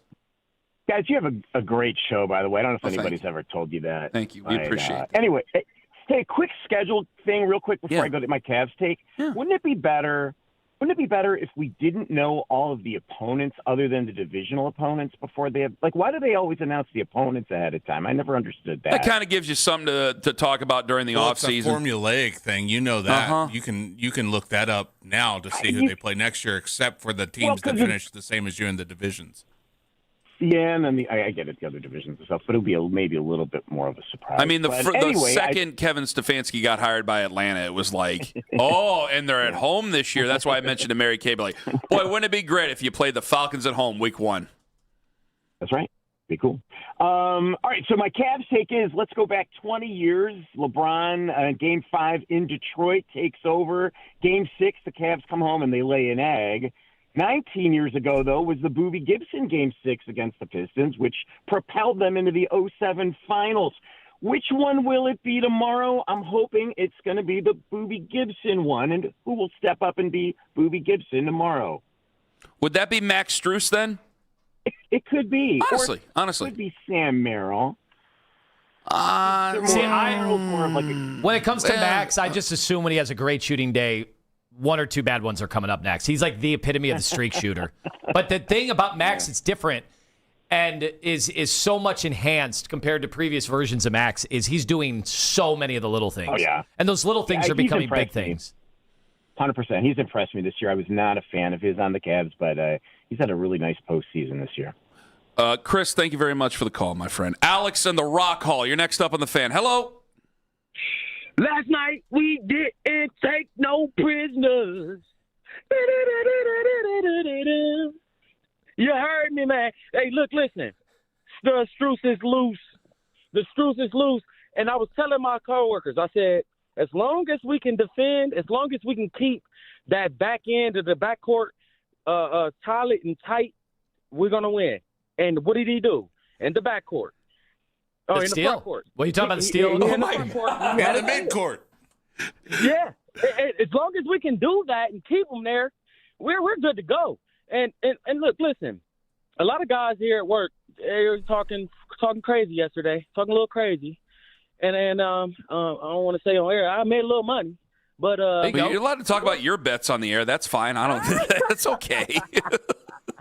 But hey, the optimism of it all is, at the end of the day, defense wins games. That's it.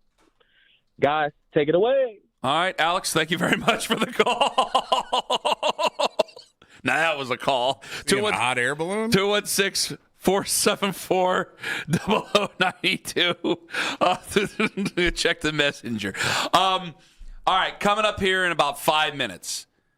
I want to play some Charles Barkley for everybody. Yeah, you thought the same thing, didn't you? Yep. I want to play some Charles Barkley for everybody. He said that Max Strus is a pretty man. That was his take. Well, he also said he's flip-flopping. This is why he took the Cavs, which is like, yeah, that's why he was so angry while they were losing, because they were letting everybody down. People who knew basketball said this team should be much better than what they're playing with right now. So we all knew how that was going down. So I didn't blame Charles Barkley for being that upset with the Cavaliers when they were playing like hell earlier. But let me go back to this. He said Max Strus was a pretty man. We need ladies, secure men, 216-474-0092.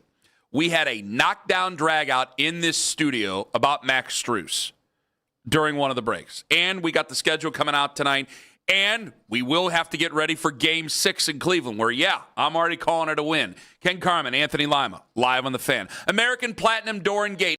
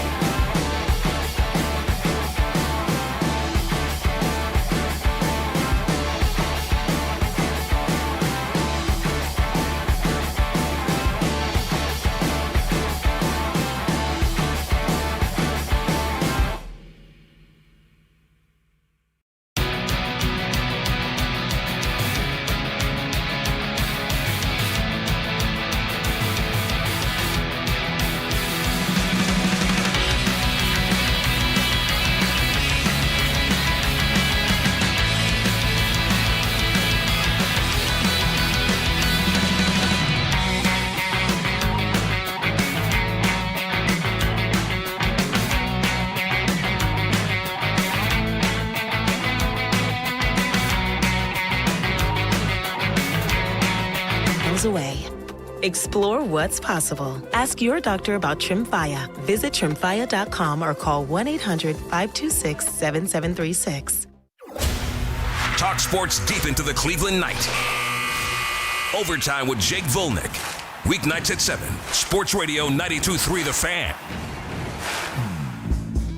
Before we play the Barkley, we got some people going after Tone about being a flip-flopper here because he said that the series was over after down 0-2. I 100% thought it was over. So you wanted to know, is it better to be the guy that says they're going to win and they win, or the guy that says they're going to lose and then they end up winning? Yes. Is that how it went? Yeah, because there have been many times in a series that I'm like, we're done. We're finished. Are you saying is it better to say they're going to win and then they lose? Is it better to be? Okay, they win. Okay. The two choices are, what is the better ultimate feeling? Is it, hey, I told you so and it paid off? Or, oh my God, I thought we were done and you win? Okay. I think a lot of people thought the series was over at 0-2. I did not get to see the games live. Mm-hmm. It was an impossibility. I had to watch it on the YouTube thing later. So if I didn't get to see the games live and I saw it win, I'm like, well, it's 2-0 and they're on the road. That's all I said. But I wasn't around last week, so you can't take my word for it other than you either trust me or you don't. Are you a flip-flopper? Are you supposed to root for them to lose? I guess I'm supposed to have the exact same opinion on how a team is playing in the playoffs when players come and go and superstars come and go and Donovan Mitchell has terrible games and then he has a legendary game. I think you're supposed to have the same opinion no matter what. I'll tell you this, though. They go out and they lose tomorrow and they lose on Sunday. Yep, everything changes again. I might do the show from under the table on Monday morning. Everything changes again. I got to tell you. Absolutely. Considering what I said, yeah, boy. All right, here's Charles Barkley on Inside the NBA at the end of the game. We got him lined up, actually. Charles Barkley Inside the NBA at the end of the game yesterday because you had a great game out of James Harden. Obviously, you had a great game out of Evan Mobley. You had a great game out of Max Strus. And here is one of the all-time legends talking about Max Strus. Max Strus played great. Okay. I'm thinking what everybody's saying. That's a pretty man. I don't think everybody's thinking that. Can I ask you a question? Yes, you can. What are you attracted to about him? I'm not attracted to him, but I can. You said he's attractive. He's a good-looking man. And what are you attracted about his good looks? His face. His face? His face. He's a good-looking man. Ponytail, too? You like the ponytail? You like the fact that he's wearing and the headband? Ponytail, a T-shirt? I told y'all about the T-shirt. I told you, I don't believe in the man bun thing. But is a T-shirt? But you're able to overlook that. In this case. Listen, man, don't be hate. That's a pretty man. So that's audio courtesy Inside the NBA on almost said TNT, on ESPN. To whereas I said, I agree with Charles Barkley. This is during a break. Owen, you had a different opinion of this. Do you want to share your opinion of this? No. You don't want to? Okay, fine. Never mind. I think Max is. Well, you got to share your opinion. You got to share your opinion. I think the hair, the style, and the fact that he is 6'5", and is not like a 7-foot NBA player walking around looking out of sorts. A 6'5" guy that looks like Max walking the streets of Cleveland. I think that is going to look very different. The one thing I would hear in my single dating life earlier was just how short all the men were that were around. I think it's different now, though. I'm hearing a lot of things about short men, like making a comeback in life. I've heard apparently. They're kings in some circles. But Is that what they? That's the short king thing. What they talk? Okay, I said he is a very well groomed man. That doesn't mean he's an attractive man. I think the beard and the hair do a lot for him. And then John and I also had a discussion in which we made a comparison that he kind of looks like a Geico caveman to me. Oh, come on. That's jealousy. Check the phone. All right, that's why he was sending us this damn picture. Hold on, do we want to power rank the best looking Cavaliers from a secure men perspective? Okay, that's fine. All right, I will. Let's go. To say. Let's go. Okay, go ahead. Best looking Cavaliers. All right, Donovan Mitchell's number one. Correct. No, I think Max Strus is number one. Wow. No. Yeah, Donovan's number Lima was quick with that. Yeah, no, I've been looking at all the commercials, and Donovan just has like that perfect image. He just is a great looking guy. I'm looking at it. I have no problem saying it too. I'm secure in my masculinity. I have no problem offering up that opinion about Donovan Mitchell. I could see why he's plastered on national commercials. You showed me the cast of Caveman, and I will admit, in this picture, I had to look around for a second before I found him. A lot is dependent. Well, he was in the show. Guys, a lot is dependent on Max Strus's hair. Because I've seen... Oh, I've been I think his hair's fine. All right, here we go. Number 1, Max Strus. Number 2, Evan Mobley. Evan Mobley. Ooh, yes. I don't know. Yes. I don't know about that. No way.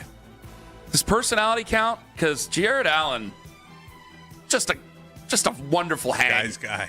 Great personality. I'm going to count personality. Larry Nance Jr. Almost forgot about him for a second. Can I throw in Dennis Schroeder? Okay. The ladies love an accent. He's very stylized, and he has that accent. His hair, he goes with 30 different hairstyles over the years, and I think he pulls a lot off. Blonde highlight to me. Milk Dud 66, who at one point was very interested in our old producer. She says he's beautiful. I had a major sponsor of the station text me.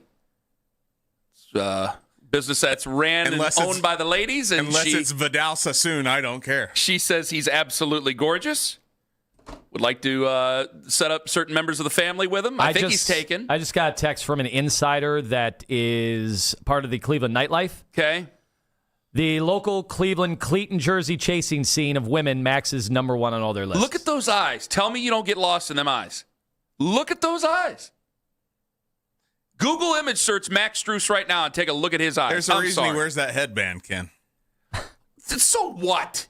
So what? He's missing. So what? His hair might be running away from him. Okay, that's no big deal. Hey, what's wrong with that? You can go to Vanskoy. Fast break action.